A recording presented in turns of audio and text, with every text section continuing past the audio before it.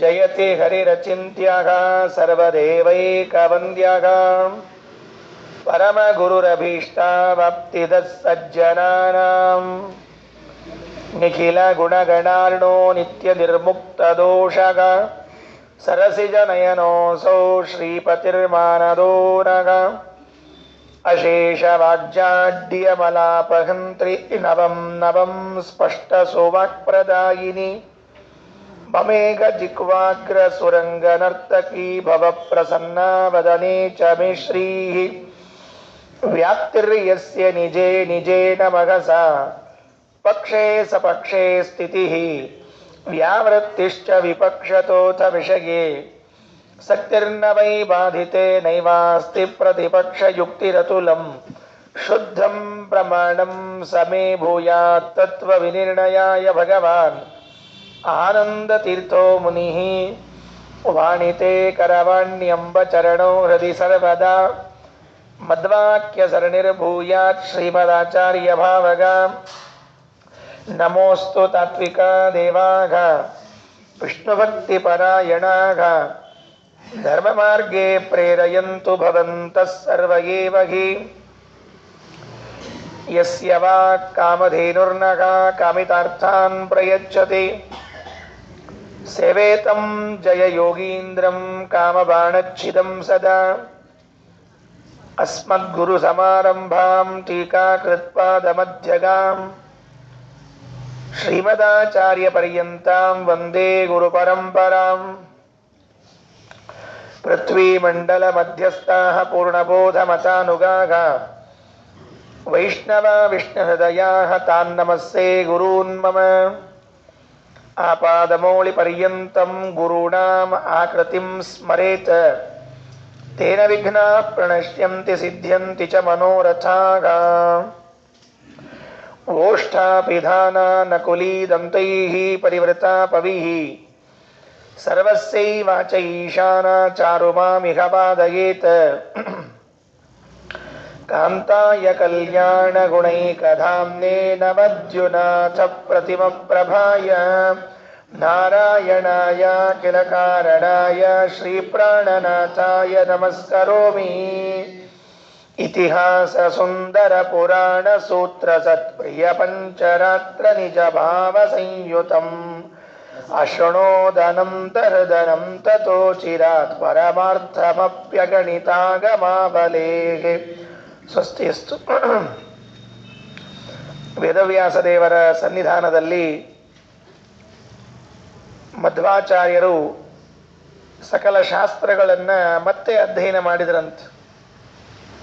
ಈಗಾಗಲೇ ಎಲ್ಲವನ್ನೂ ಬಲ್ಲವರು, ಸರ್ವಜ್ಞರು, ಸರ್ವಜ್ಞರಾಗಿದ್ದರೂ ಕೂಡ ಮತ್ತೊಂದು ಬಾರಿ ವ್ಯಾಸರ ಕಡೆಯಿಂದ ಪಾಠವನ್ನು ಹೇಳಿಸಿಕೊಂಡ್ರಂತೆ. ಯಾಕೆ, ಏನು ಪಾಠ ಹೇಳಿಸಿಕೊಂಡ್ರು, ಯಾವುದು ಕಲಿಯಬೇಕಾಗಿತ್ತು ಇನ್ನು ಅಂತ ಕೇಳಿದಾಗ ಇತಿಹಾಸ. ಇತಿಹಾಸ ಅಂತಂದರೆ ನಮ್ಮೆಲ್ಲರಿಗೂ ತಿಳಿದಿರುವಂತೆ ಇತಿಹಾಸವನ್ನು, ಮಹಾಭಾರತವನ್ನು ಇತಿಹಾಸ ಅಂತ ಹೇಳ್ತೇವೆ. ಮಹಾಭಾರತ ಒಂದೇ ಇತಿಹಾಸ ಅಲ್ಲ, ರಾಮಾಯಣವೂ ಇತಿಹಾಸ, ಪಂಚರಾತ್ರವೂ ಇತಿಹಾಸ ಎಂದು ಆಚಾರ್ಯರು ಬೃಹದಾರಣ್ಯಕದ ಭಾಷ್ಯದಲ್ಲಿ ಈ ಮಾತನ್ನು ಹೇಳ್ತಾರೆ. ಅಂದರೆ ಇತಿಹಾಸ ಅಂತನ್ನುವ ಶಬ್ದವನ್ನು ನಾವು ಯಾವ ಅರ್ಥದಲ್ಲಿ ತಿಳ್ಕೊಂಡಿರ್ತೇವೆ ಅಂದರೆ ಹಿಂದೆ ನಡೆದದ್ದು ಇತಿಹಾಸ, ಹೀಗೆ ಇತ್ತು ಅನ್ನುವ ಅರ್ಥದಲ್ಲಿ ತಿಳಿದಿದ್ದನ್ನು ರಾಮಾಯಣವೂ ಇತಿಹಾಸ, ಪಂಚರಾತ್ರವೂ ಇತಿಹಾಸ, ಮಹಾಭಾರತ ಇತಿಹಾಸ, ಈ ಮೂರನ್ನು ಕೂಡ ಮತ್ತೆ ಹೇಳಿಸಿಕೊಂಡ್ರಂತೆ. ಆಮೇಲೆ ಸುಂದರವಾದ ಪುರಾಣ, ಇತಿಹಾಸವನ್ನು ಹೇಳಿಸಿಕೊಂಡ್ರು, ಆಮೇಲೆ ಸುಂದರವಾದ ಪುರಾಣ ಅಂತೆ. ಸಾಮಾನ್ಯವಾಗಿ ಎಲ್ಲ ಪುರಾಣಗಳು ಪರಮ ಸುಂದರ. ನಮಗೇನು ಅನ್ನಿಸ್ತದೆ ಅಂತಂದರೆ, ಯಾವ ಪುರಾಣಗಳು ನಮಗೆ ಅರ್ಥ ಆಗುವುದಿಲ್ಲ, ಪುರಾಣದ ಕೆಲವು ಭಾಗಗಳು ನಮಗೆ ಅರ್ಥ ಆಗದೆ ಇದ್ದದ್ದಕ್ಕಾಗಿ ಇದು ಅಸುಂದರ, ಇದು ಮನಸ್ಸಿಗೆ ಬರಲಿಲ್ಲ, ಇದು ಬುದ್ಧಿಯಲ್ಲಿ ಹೋಗಲಿಲ್ಲ ಅಂತ ಅನ್ನಿಸ್ತದೆ. ವಾಸ್ತವದಲ್ಲಿ ಎಲ್ಲ ಪುರಾಣಗಳು ಕೂಡ ಪರಮ ಸುಂದರವಾದದ್ದು. ವಿಭಾಗ ಮಾಡಿದ್ದಾರೆ ಪುರಾಣಗಳಲ್ಲಿ. ತಾಮಸ ಪುರಾಣಗಳು ಅಂತ ವಿಭಾಗ ಮಾಡುತ್ತಾರೆ, ರಾಜಸ ಪುರಾಣಗಳು ಅಂತೂ ವಿಭಾಗವನ್ನು ಮಾಡುತ್ತಾರೆ. ರಾಜಸ ಪುರಾಣ ತಾಮಸ ಪುರಾಣಗಳು ಅಂತೂ ವಿಭಾಗವನ್ನ ಮಾಡ್ತಾರೆ. ಆ ಪುರಾಣಗಳ ಹೆಸರುಗಳನ್ನ ಕೇಳಿದಾಗ ಆ ಪುರಾಣಗಳೇನೋ ಇದು ಸ್ವಲ್ಪ ಅಸುಂದರವಾದದ್ದು, ಸುಂದರವಲ್ಲವೇನೋ ಅಂತ ಅನಿಸ್ತದೆ. ಯಾಕೆಂದ್ರೆ ತಾಮಸ ಪುರಾಣಗಳು ಅಂತ ಕೇಳಿದಾಗ ಅದರಿಂದೇನು ನಮಗೆ ದೇವರ ಅರ್ಥ ಆಗಬೇಕು ಅಂತ. ಅದಕ್ಕೆ ಪಂಡಿತಾಚಾರ್ಯರು ಒಂದು ಮಾತನ್ನು ಹೇಳಿದರು, ಯಾವ ಯಾವ ಪುರಾಣಗಳು ಕೂಡ ಅಸುಂದರ, ಕೆಟ್ಟದ್ದು, ದೇವರನ್ನು ಹೇಳದೇ ಇದ್ದದ್ದು ಅಂತಿಲ್ಲ. ಎಲ್ಲ ಪುರಾಣಗಳು ಕೂಡ ಸುಂದರವಾದ ಪುರಾಣಗಳು. ಅದರಲ್ಲೂ ಕೂಡ ಭಾಗವತ ಇದು ಪರಮ ಸುಂದರವಾದ ಪುರಾಣ, ವಿಷ್ಣು ಪುರಾಣ ಇದು ಸುಂದರವಾದ ಪುರಾಣ, ಗರುಡ ಪುರಾಣ ಅದು ಸುಂದರವಾದ ಪುರಾಣವೇ. ಹೀಗಾಗಿ ಇತಿಹಾಸ ಸುಂದರ ಪುರಾಣ, ಸತ್ ಪ್ರಿಯ ಪಂಚರಾತ್ರ, ಸಜ್ಜನರಿಗೆ ಪ್ರಿಯವಾಗಿರುವಂತಹ ಪಂಚರಾತ್ರವನ್ನ ಅಭ್ಯಾಸ ಮಾಡಿದ್ದಾರೆ. ಪಂಚರಾತ್ರ ಅನ್ನುವಂತಹದ್ದು ದೊಡ್ಡ ಕೃತಿ. ಆ ಪಂಚರಾತ್ರ ಕೃತಿಯನ್ನು ಕೂಡ ನಾವು ಅಲ್ಲಲ್ಲಲ್ಲಿ ನೋಡ್ತಿರ್ತೇವೆ. ನಾಳೆಯಿಂದ ಪಂಚರಾತ್ರ ಕೃತಿಯಲ್ಲಿ ಹೇಳಿದಂತೆ ನಮ್ಮ ಜೀವನ ನಡೀಬೇಕು. ನಾಳೆಯಿಂದ ಏನು ನಡಿಬೇಕು? ಧನುರ್ಮಾಸ. ಧನುರ್ಮಾಸದಲ್ಲಿ ಹೇಗೆ ದೇವರ ಪೂಜೆಯನ್ನು ಮಾಡಬೇಕು, ನೈವೇದ್ಯ ಮಾಡಬೇಕು, ವೈಶ್ವದೇವಾದಿಗಳನ್ನು ಮಾಡಬೇಕು, ಎಷ್ಟು ಗಂಟೆಗೆ ಊಟವನ್ನು ಮಾಡಬೇಕು, ಇದು ಎಲ್ಲವನ್ನ ಹೇಳಿದ್ದು ಇದು ಪಂಚರಾತ್ರ. ಆ ಪಂಚರಾತ್ರೋಕ್ತವಾದ ಕ್ರಮಗಳನ್ನೇ ನಾವೆಲ್ಲ ಅನುಸರಣೆ ಮಾಡ್ತೀವಿ ಧನುರ್ಮಾಸದಲ್ಲಿ ಹೇಳಿರುವಂತಹದ್ದನ್ನ. ಅದಕ್ಕೆ ಅಂತಹ ಪಂಚರಾತ್ರವನ್ನು ನೋಡಿದ್ದಾರೆ. ಇದೊಂದೇ ಅಲ್ಲ, ದೇವರ ಪೂಜೆ ಜಿತಂತೆ ಸ್ತೋತ್ರ ಅಂತ ಬರ್ತದೆ. ಜಿತಂತೆ ಪುಂಡರೀಕಾಕ್ಷ ಪೂರ್ಣ ಷಾಡ್ಗುಣ್ಯ ವಿಗ್ರಹ ಅಂತ, ಅದು ಕೂಡ ಪಂಚರಾತ್ರದಲ್ಲೇ ಬಂದದ್ದು. ಆಚಾರ್ಯರಿಗೆ ಪಂಚರಾತ್ರ ಗ್ರಂಥದ ಬಗ್ಗೆ ಹೆಚ್ಚು ಕಾಳಜಿ, ಪ್ರೀತಿ. ಅಲ್ಲಲ್ಲಿ ತಮ್ಮ ಗ್ರಂಥದ ತುಂಬ ಪಂಚರಾತ್ರೆ ಅಂತ ಹೇಳಿಬಿಡ್ತಾರೆ ಸ್ಪಷ್ಟವಾಗಿ. ಹಾಗಾಗಿ ಆ ಪಂಚರಾತ್ರವನ್ನ ಅಧ್ಯಯನ ಮಾಡಿದರು. ಆ ಮಾಡುವಾಗ ನಿಜ ಭಾವ ಸಂಯುತಂ. ನಾವು ಪುರಾಣವನ್ನ ಓದುವಾಗಲೂ, ಪುರಾಣ ಬರೆದವರು ಪುರಾಣವನ್ನು ಹೇಳುವಾಗಲೂ ಬಹಳ ವ್ಯತ್ಯಾಸ ಇರ್ತದೆ. ನನ್ನ ವಾಕ್ಯವನ್ನ ನೀವು ಅರ್ಥ ಮಾಡಿಕೊಂಡಾಗ ನಿಮ್ಮ ಪರಿಸರ, ನಿಮ್ಮ ಬುದ್ಧಿಮಟ್ಟಕ್ಕೆ ಅರ್ಥ ಮಾಡಿಕೊಳ್ಳುತ್ತೀರಿ. ಅದು ನಾನು ಬರೆದವನಾದ್ದರಿಂದ ನನ್ನ ಬುದ್ಧಿಮಟ್ಟ, ನನ್ನ ಪರಿಸರಕ್ಕೆ ನಾನು ಅರ್ಥವನ್ನು ಇಟ್ಟುಕೊಂಡಿರ್ತೇನೆ.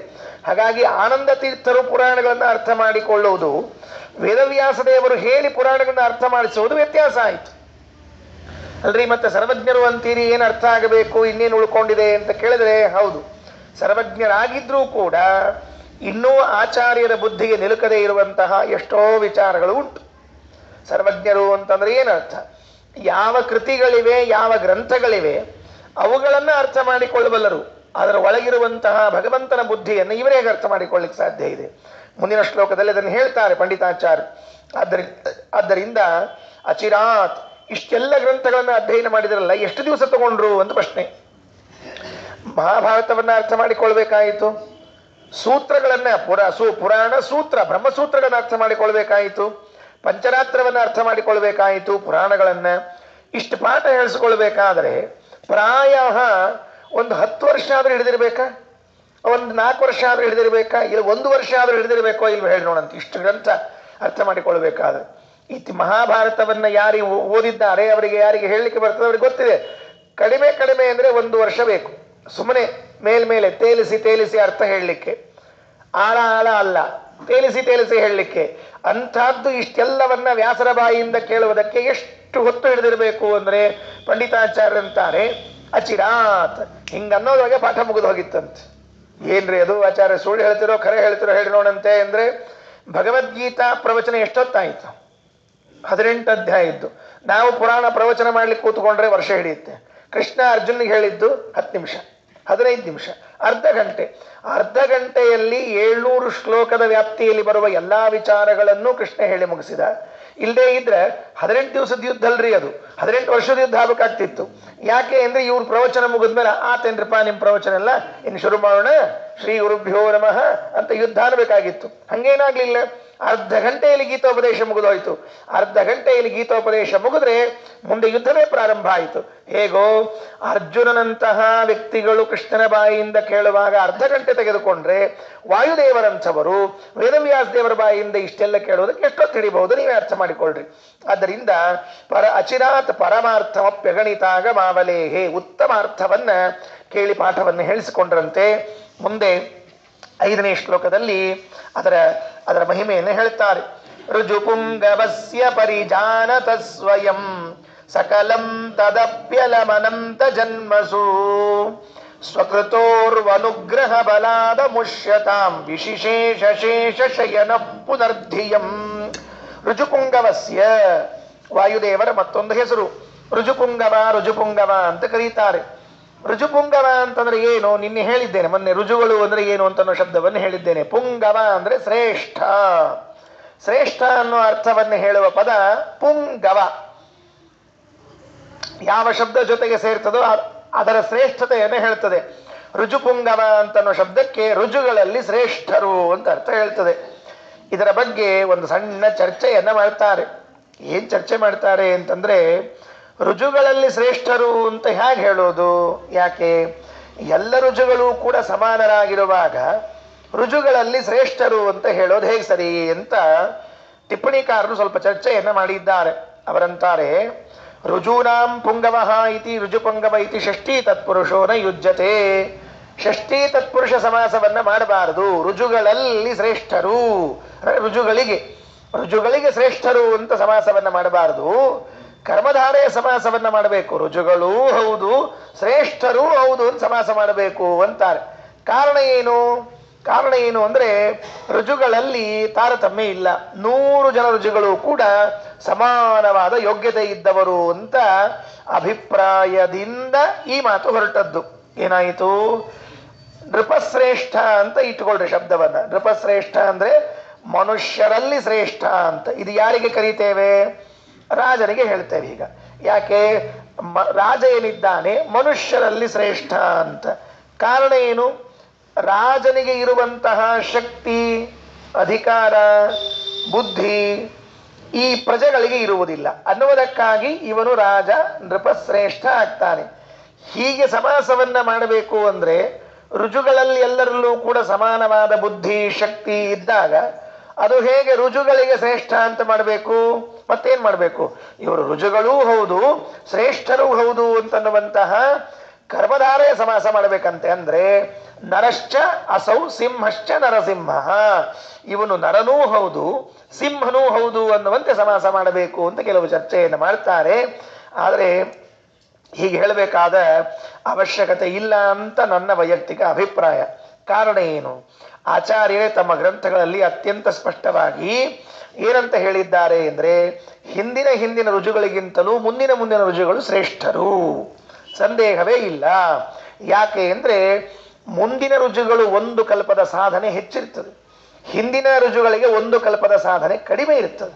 ಈಗ ಬ್ರಹ್ಮದೇವರಿಗೂ ವಾಯುದೇವರಿಗೂ ಎಷ್ಟು ಅಂತರ ಇದೆ ಅಂದ್ರೆ 1 ಕಲ್ಪ ಅಂತರ ಇದೆ. ಅಂದ್ರೆ ಆ ಬ್ರಹ್ಮಕಲ್ಪ, 1 ಕಲ್ಪ ಅಂದ್ರೆ ಬರೇ ಕಲ್ಪ ಅಲ್ಲ, 1 ಬ್ರಹ್ಮದೇವರ ಕಲ್ಪದಷ್ಟು ಸಾಧನೆಯ ಅಂತರ ಇದ್ದದರಿಂದಾಗಿ ಏನು ಮಾಡ್ಲಿಕ್ಕೆ ಬರೋದಿಲ್ಲ ನಮಗೆ.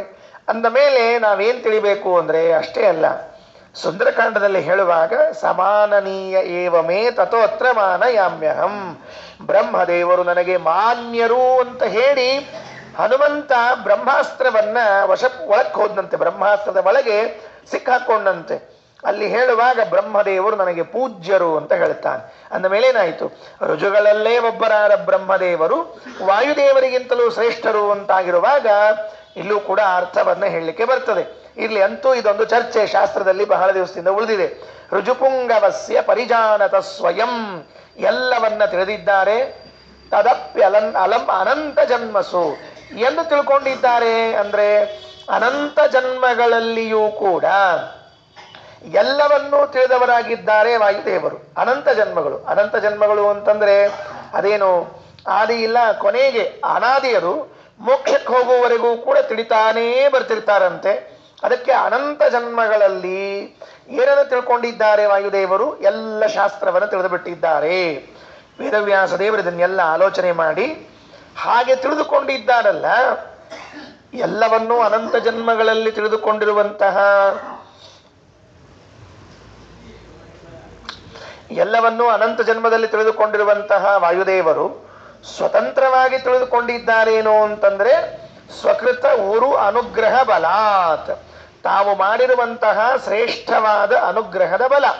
ಇನ್ನು ಉಳಿದವರು ಯಾರಿಗೂ ಕೂಡ ಇಷ್ಟು ಶ್ರೇಷ್ಠವಾಗಿ ಅನುಗ್ರಹವನ್ನ ವೇದವ್ಯಾಸ ದೇವರು ಮಾಡಿಲ್ಲ. ವಾಯುದೇವರಿಗೆ ಎಷ್ಟು ಅನುಗ್ರಹವನ್ನ ಭಗವಂತ ಮಾಡ್ತಾನೆ, ಅಷ್ಟು ಅನುಗ್ರಹವನ್ನ ಉಳಿದವರ ಮೇಲೆ ಮಾಡ್ಲಿಕ್ಕೆ ಸಾಧ್ಯ ಇಲ್ಲ. ಆದ್ದರಿಂದ ವಿಶೇಷ ಶೇಷ ಶಯನ ಪುನರ್ಧಿಯಂ, ಮತ್ತೆ ಪಾಠವನ್ನ ಹೇಳಿ ಇನ್ನಿಷ್ಟು ಅವರ ಬುದ್ಧಿಯಲ್ಲಿ ಹೊಸ ವಿಷಯಗಳನ್ನು ತುಂಬಿದ್ರು ಅಂತ. ಕೊನೆ ಮಾತು ಹೇಳಿ ಮುಂದೆ ಹೊರಡುತ್ತೇನೆ. ವಾಯುದೇವರ ವಿಚಾರ ಮುಕ್ತಾಯ ಆಗ್ತದೆ. ಮುಂದೆ ನಾರಾಯಣ ದೇವರ ವಿಚಾರ ಪ್ರಾರಂಭವಾಗ್ತದೆ. ವಾಯುದೇವರ ಬುದ್ಧಿಯಲ್ಲಿ ಏನ್ ಸೇರಿಕೊಂಡಿತು ಹಾಗಿದ್ರೆ ಅಂತ ಕೇಳಿದ್ರೆ, ಆಚಾರ್ಯರು ಗೀತಾ ಭಾಷ್ಯದಲ್ಲಿ ಒಂದು ಮಾತನ್ನು ಹೇಳ್ತಾರೆ. ಯದ್ಯಪಿ ಮಹಾಭಾರತ ನೋಡ್ಲಿಕ್ಕೆ ಬಹಳ ಸರಳವಾಗಿದೆ, ಎಲ್ರಿಗೂ ಅರ್ಥ ಆಗ್ಬಿಡ್ತದೆ ಅಂತ ಅನಿಸ್ತದೆ. ಗೊತ್ತಿಲ್ಲ ಏನ್ರಿ ನಾವು ಮಹಾಭಾರತಾಚಾರ ಇಷ್ಟು ಮಂದಿ ನಾವು ಕೂತಿದ್ದೇವೆ ಇಲ್ಲೆಲ್ಲ. ಸುಮ್ಮನೆ ನನ್ನ ಬಿಟ್ಟು ನೀವು ಯಾರಿಗಾದರೂ ಮಹಾಭಾರತ ಏನು ಅಂತ ಕೇಳಿಬಿಟ್ರೆ ಆಮೂಲಾಗ್ರ ಕಂಠಸ್ಥ ಹೇಳ್ಬಿಡ್ತೀರಿ ನೀವೆಲ್ಲ ಮಹಾಭಾರತವನ್ನ. ಹಂಗಿದೆ ನಮ್ಮ ಬುದ್ಧಿ. ಅಲ್ಲ, ವೇದಾದಪಿ ಉತ್ತಮಂ ಚಕ್ರೆ ಪಂಚಮಂ ವೇದಮುತ್ತಮಂ. ಆಚಾರ್ಯರಂತಾರೆ ಮಹಾಭಾರತ ಇದು ವೇದಕ್ಕಿಂತಲೂ ಉತ್ತಮವಾದದ್ದು. 4 ವೇದಗಳೇನಿವೆ ಆ ವೇದಕ್ಕಿಂತಲೂ ಉತ್ತಮವಾದದ್ದು ಮಹಾಭಾರತ. ಯಾಕೆ? ಮಹಾಭಾರತದಲ್ಲಿ ವೇದದಲ್ಲಿ ಹೇಳದೇ ಇರುವ ವಿಚಾರಗಳೂ ಉಂಟು ಅಂತನ್ನುವುದು ನಿಶ್ಚಿತ. ಏನ್ ಕಾರಣ ಅಲ್ರಿ? ವೇದದಲ್ಲಿ ಹೇಳದೇ ಇದ್ದದ್ದನ್ನು ಮಹಾಭಾರತ ಹೇಗೆ ಹೇಳಲಿಕ್ಕೆ ಬರ್ತದೆ ಅಂತ ಕೇಳಿದ್ರೆ, ಕೇವಲ ಈಶ್ವರ ದೃಷ್ಟಾರ್ಥ ರೂಪಾಂ. ಬರೆದವರು ಯಾರು? ಭಗವಂತ. ಹಾಗಾದರೆ ಭಗವಂತನ ಬುದ್ಧಿಯಲ್ಲಿರುವಂತಹ ವಿಷಯವನ್ನ ವೇದ ಹೇಗೆ ತಿಳಿಲಿಕ್ಕೆ ಸಾಧ್ಯ ಇದೆ? ವೇದದಲ್ಲೂ ಹೇಳಲಿಕ್ಕೆ ಸಾಧ್ಯ ಇಲ್ಲ. ವೇದವೂ ಹೇಳದೇ ಇರುವಂತಹ ಭಗವಂತನ ಬುದ್ಧಿಯಲ್ಲಿ ಮಾತ್ರ ಇರುವಂತಹ ವಿಷಯಗಳೆಲ್ಲವೂ ಮಹಾಭಾರತದಲ್ಲಿ ಇದ್ದದ್ದರಿಂದ ಮಹಾಭಾರತ ವೇದಕ್ಕಿಂತಲೂ ಶ್ರೇಷ್ಠವಾದದ್ದು. ಹಾಗಿದ್ರೆ ವೇದವ್ಯಾಸ ದೇವರ ಕಡೆಯಿಂದ ಪಾಠವನ್ನು ಹೇಳಿಸಿಕೊಂಡಾಗ ಆಚಾರ್ಯರು ಈ ಗ್ರಂಥಗಳಲ್ಲಿ ಇಲ್ಲದೆ ಇರುವ ಕೇವಲ ವ್ಯಾಸರ ಬುದ್ಧಿಯಲ್ಲಿರುವಂತಹ ವಿಷಯಗಳನ್ನು ಪಾಠ ಹೇಳಿಸಿಕೊಂಡಿದ್ದಾರೆ. ಅದಕ್ಕೆ ರಾಯರು ಹೇಳುವಾಗ ವೇದೋಕ್ತ ತದನುಕ್ತ ಸಂಪ್ರದಾಯಾಗತ ಅಂತ ಒಂದು ಶಬ್ದವನ್ನು ಹಾಕ್ತಾರೆ. ವೇದದಲ್ಲಿ ಹೇಳಿದ್ದು, ವೇದದಲ್ಲಿ ಹೇಳದೇ ಇದ್ದದ್ದು. ಅಲ್ರಿ, ವೇದದಲ್ಲಿ ಹೇಳದೇ ಇದ್ದದ್ದು ಎಲ್ಲಿಂದ ಬಂದಿರಬೇಕು ಅಂದ್ರೆ ಸಂಪ್ರದಾಯಾಗತ, ಸಂಪ್ರದಾಯದಿಂದ ಬಂದಿರ್ತದಲ್ಲ. ಅದು ವೇದದಲ್ಲಿ ಹೇಳಿರಬೇಕು ಅಂತೇನಿಲ್ಲ. ಕೆಲವರು ಹೇಳ್ತಿರ್ತೀವಿ ಇದು ನಮ್ಮನಿ ಸಂಪ್ರದಾಯ ಅಂತ ಇರ್ತಾರೆ. ಅಂತಿರ್ತೀವೋ ಇಲ್ಲ, ಇದು ನಮ್ಮನಿ ಸಂಪ್ರದಾಯ. ಎಲ್ಲಿ ಶಾಸ್ತ್ರದಾಗದೆ? ಶಾಸ್ತ್ರದಾಗದ ಅಂತ ಹೇಳಿದ್ರೆ ಅದು ನಮ್ಮನಿ ಸಂಪ್ರದಾಯ ಯಾಕಾಗ್ತಿತ್ತು? ನಮ್ಮ ಸಂಪ್ರದಾಯ ಅಂತ ಆಗಿದ್ರೆ ಶಾಸ್ತ್ರದಲ್ಲಿ ಯಾಕಿರಬೇಕಾಗಿತ್ತು? ಶಾಸ್ತ್ರದಲ್ಲಿ ಇದ್ರೆ ಸಂಪ್ರದಾಯ ಆಗ್ತಿರ್ಲಿಲ್ಲ. ಹಾಗಾದ್ರೆ ನಮ್ಮ ಸಂಪ್ರದಾಯ ಏನು ಅಂತಂದ್ರೆ ಅದು ನಮ್ಮ ಪರಂಪರೆಯಿಂದ ಬಂದದ್ದೇ ವಿನಃ ಶಾಸ್ತ್ರದಲ್ಲಿ ಹೇಳಿರಬೇಕಾಗಿಲ್ಲ. ಹೌದು, ಶಾಸ್ತ್ರದಲ್ಲಿ ಹೇಳಿಲ್ಲ, ನಮ್ಮ ಪರಂಪರೆಯಲ್ಲಿ ಬಂದದ ಪ್ರಮಾಣ ಅಂತ ಅನ್ಬೇಕಾದನ್ನ ಅಂದ್ರೆ ಹೌದು ಪ್ರಮಾಣ, ಹೌದು. ಸಂಪ್ರದಾಯವೂ ಪ್ರಮಾಣ, ಸಂಪ್ರದಾಯ ಪ್ರಮಾಣ ಅಲ್ಲ ಅನ್ನಬಾರದು. ಶ್ರೀಮಠ್ ಟೀಕಾಕೃತ್ಪಾದರು ನಾಸತೋ ವಿದ್ಯತೆ ಭಾವೋ ನಾಭಾವೋ ವಿದ್ಯತೆ ಸತಃ ಉಭಯೋರಪಿ ದೃಷ್ಟೋಂತಹ ಅನಯೋಹೋ ತತ್ವದರ್ಶಿಭಿ ಎನ್ನುವ ಶ್ಲೋಕಕ್ಕೆ ವ್ಯಾಖ್ಯಾನ ಮಾಡುವಾಗ ಅಸ್ಮಿನ್ನರ್ಥೆ ಸಂಪ್ರದಾಯವಪಿ ಅಸ್ತಿ ಅಂತ ಸಂಪ್ರದಾಯವನ್ನ ಪ್ರಮಾಣ ಅಂತ ಹೇಳಿದ್ದಾರೆ ಟೀಕಾಕೃತ್ಪಾದರು. ಗೀತಾ ಭಾಷ್ಯದ ಪ್ರಮೇಯ ದೀಪಿಕಾದಲ್ಲಿ ಹೇಳುವಾಗ ಅನಯೋಹೋ ತತ್ವದರ್ಶಿಭಿ, ತತ್ವಜ್ಞಾನಿಗಳು ಈ ಪ್ರಕೃತಿ ಪರಮಾತ್ಮರ ವಿಚಾರದಲ್ಲಿ ಹೀಗೆ ಅಂತಾರೆ. ಅಲ್ರಿ, ತತ್ವಜ್ಞಾನಿಗಳು ಹೇಳಿದ್ರೆ ನಾವ್ಯಾಕೆ ಕೇಳಬೇಕು ಅಂದ್ರೆ ತತ್ವಜ್ಞಾನಿಗಳು ಅಂದ್ರೆ ಸಂಪ್ರದಾಯ ಪ್ರವರ್ತಕರು, ಅವರು ಹೇಳಿದ್ದು ಪ್ರಮಾಣ ಅಂತ ತಿಳ್ಕೊಳ್ಬೇಕು ಅಂತ ಟೀಕಾಕೃತ್ಪಾದರು ಹೇಳ್ತಾರೆ. ಅದರಿಂದ ಸಂಪ್ರದಾಯ ಇದು ಪ್ರಮಾಣ, ಸಂಪ್ರದಾಯವನ್ನು ಅಪ್ರಮಾಣ ಅಂತ ಅನ್ನಬಾರದು. ಅಲ್ಲಿ ತೈತ್ರೇಯ ಉಪನಿಷತ್ನಲ್ಲಿ ಹೇಳುವಾಗ ಅಲೂಕ್ಷ ಧರ್ಮ ಕಾಮಾಸ್ಯು ಯಥಾತೆ ತತ್ರ ವರ್ತೇರನ್ ತಥಾತೆ ತತ್ರ ವರ್ತೇತಾಹ ಅಂತ ಹೇಳುವಾಗ ಅವರು ಹೇಗೆ ಹೇಳ್ತಾರೋ ಹಾಗೆ ನಡ್ಕೊಂಡ್ಬಿಡು ಅಂತ ಹೇಳಿ ಗುರುಗಳು ಪಾಠ ಹೇಳಿ ಕಳಿಸುವಾಗ ಶಿಷ್ಯನಿಗೆ ಹೇಳ್ತಾರಂತೆ, ಮನೆಗೆ ಹೋಗ್ತೀಯಲ್ಲ ನೀನು, ನಿಮ್ಮೂರಿನಲ್ಲಿ ಇರ್ತೀಯ, ನಮ್ಮೂರಿನಲ್ಲಿ ಇರೋದಿಲ್ಲ ನೀನು. ನಿಮ್ಮೂರಿನಲ್ಲಿ ಇದ್ದಾಗ ಧರ್ಮದ ಸಂದೇಹ ಬರ್ತದೆ, ಇದೇನ್ ಮಾಡ್ಬೇಕು ಹೀಗಿದ್ದಾಗ ಅಂತ ಹೇಳಿ. ಅಲ್ಲಿ ಯಾರು ಆಚಾರ್ಯರಿರ್ತಾರೋ ಅವ್ರು ಹೇಗೆ ನಡ್ಕೊಳ್ತಾರೋ ಹಾಗೆ ನಡ್ಕೊಂಡ್ಬಿಡು, ಮುಗಿದು ಅಷ್ಟೇ ಕೆಲಸ. ಅದರ ಬಗ್ಗೆ ಬಹಳ ಜಿಜ್ಞಾಸೆ ಮಾಡಬೇಡ ಅಂತ ತಿಳಿದುಕೊಂಡು ಗುರುಗಳು ಹೇಳಿ ಕಳಿಸ್ತಾರಂತೆ. ಅಂತೂ ಸಂಪ್ರದಾಯದಲ್ಲಿ ವೇದೋಕ್ತ ತದನುಕ್ತ ಸಂಪ್ರದಾಯಾಗತ ಸ್ವೇತರ ಸ್ವಾಭಿನ್ನ ಶಕ್ತಿ ವಿಶೇಷವಲಾತ್ ಅಂದ ಮೇಲೆ ಸಂಪ್ರದಾಯದಲ್ಲಿ ಇದೆ. ವೇದವ್ಯಾಸ ದೇವರು ತಮ್ಮ ಬುದ್ಧಿಯಲ್ಲಿ ಇಟ್ಟುಕೊಂಡಿರುವಂತಹ ವಿಷಯಗಳನ್ನ ಅದನ್ನು ಮಧ್ವಾಚಾರ್ಯರ ಕಿವಿಗೆ ಹಾಕಿ ಅವರ ಬುದ್ಧಿಯಲ್ಲಿ ಇನ್ನಿಷ್ಟು ಸೇರಿಸಿದರು. ಅಂದರೆ ಹೊಸದಾಗಿ ಏನ್ ಕಲ್ತರು ವೇದವ್ಯಾಸ ದೇವರ ಬಳಿಯಿಂದ ಮಧ್ವಾಚಾರ್ಯರು ಅಂದ್ರೆ ಸಂಪ್ರದಾಯ. ಸಂಪ್ರದಾಯ ಯಾವ ಸಂಪ್ರದಾಯ? ಭಗವಂತನ ಬುದ್ಧಿಸ್ಥವಾದ ಸಂಪ್ರದಾಯ. ಭಗವಂತನ ಬುದ್ಧಿಯಲ್ಲಿ ಅದ್ಭುತವಾದ ವಿಷಯಗಳಿವೆ. ಆ ಎಲ್ಲ ವಿಷಯಗಳನ್ನು ಆಚಾರ್ಯರಿಗೆ ಪಾಠ ಹೇಳಿಕೊಟ್ರು ವೇದವ್ಯಾಸ ದೇವರು. ಅಂತೂ ವ್ಯಾಸಾಶ್ರಮದಲ್ಲಿ ಬಂದಿದ್ದಾರೆ. ಬಂದಿರುವಾಗ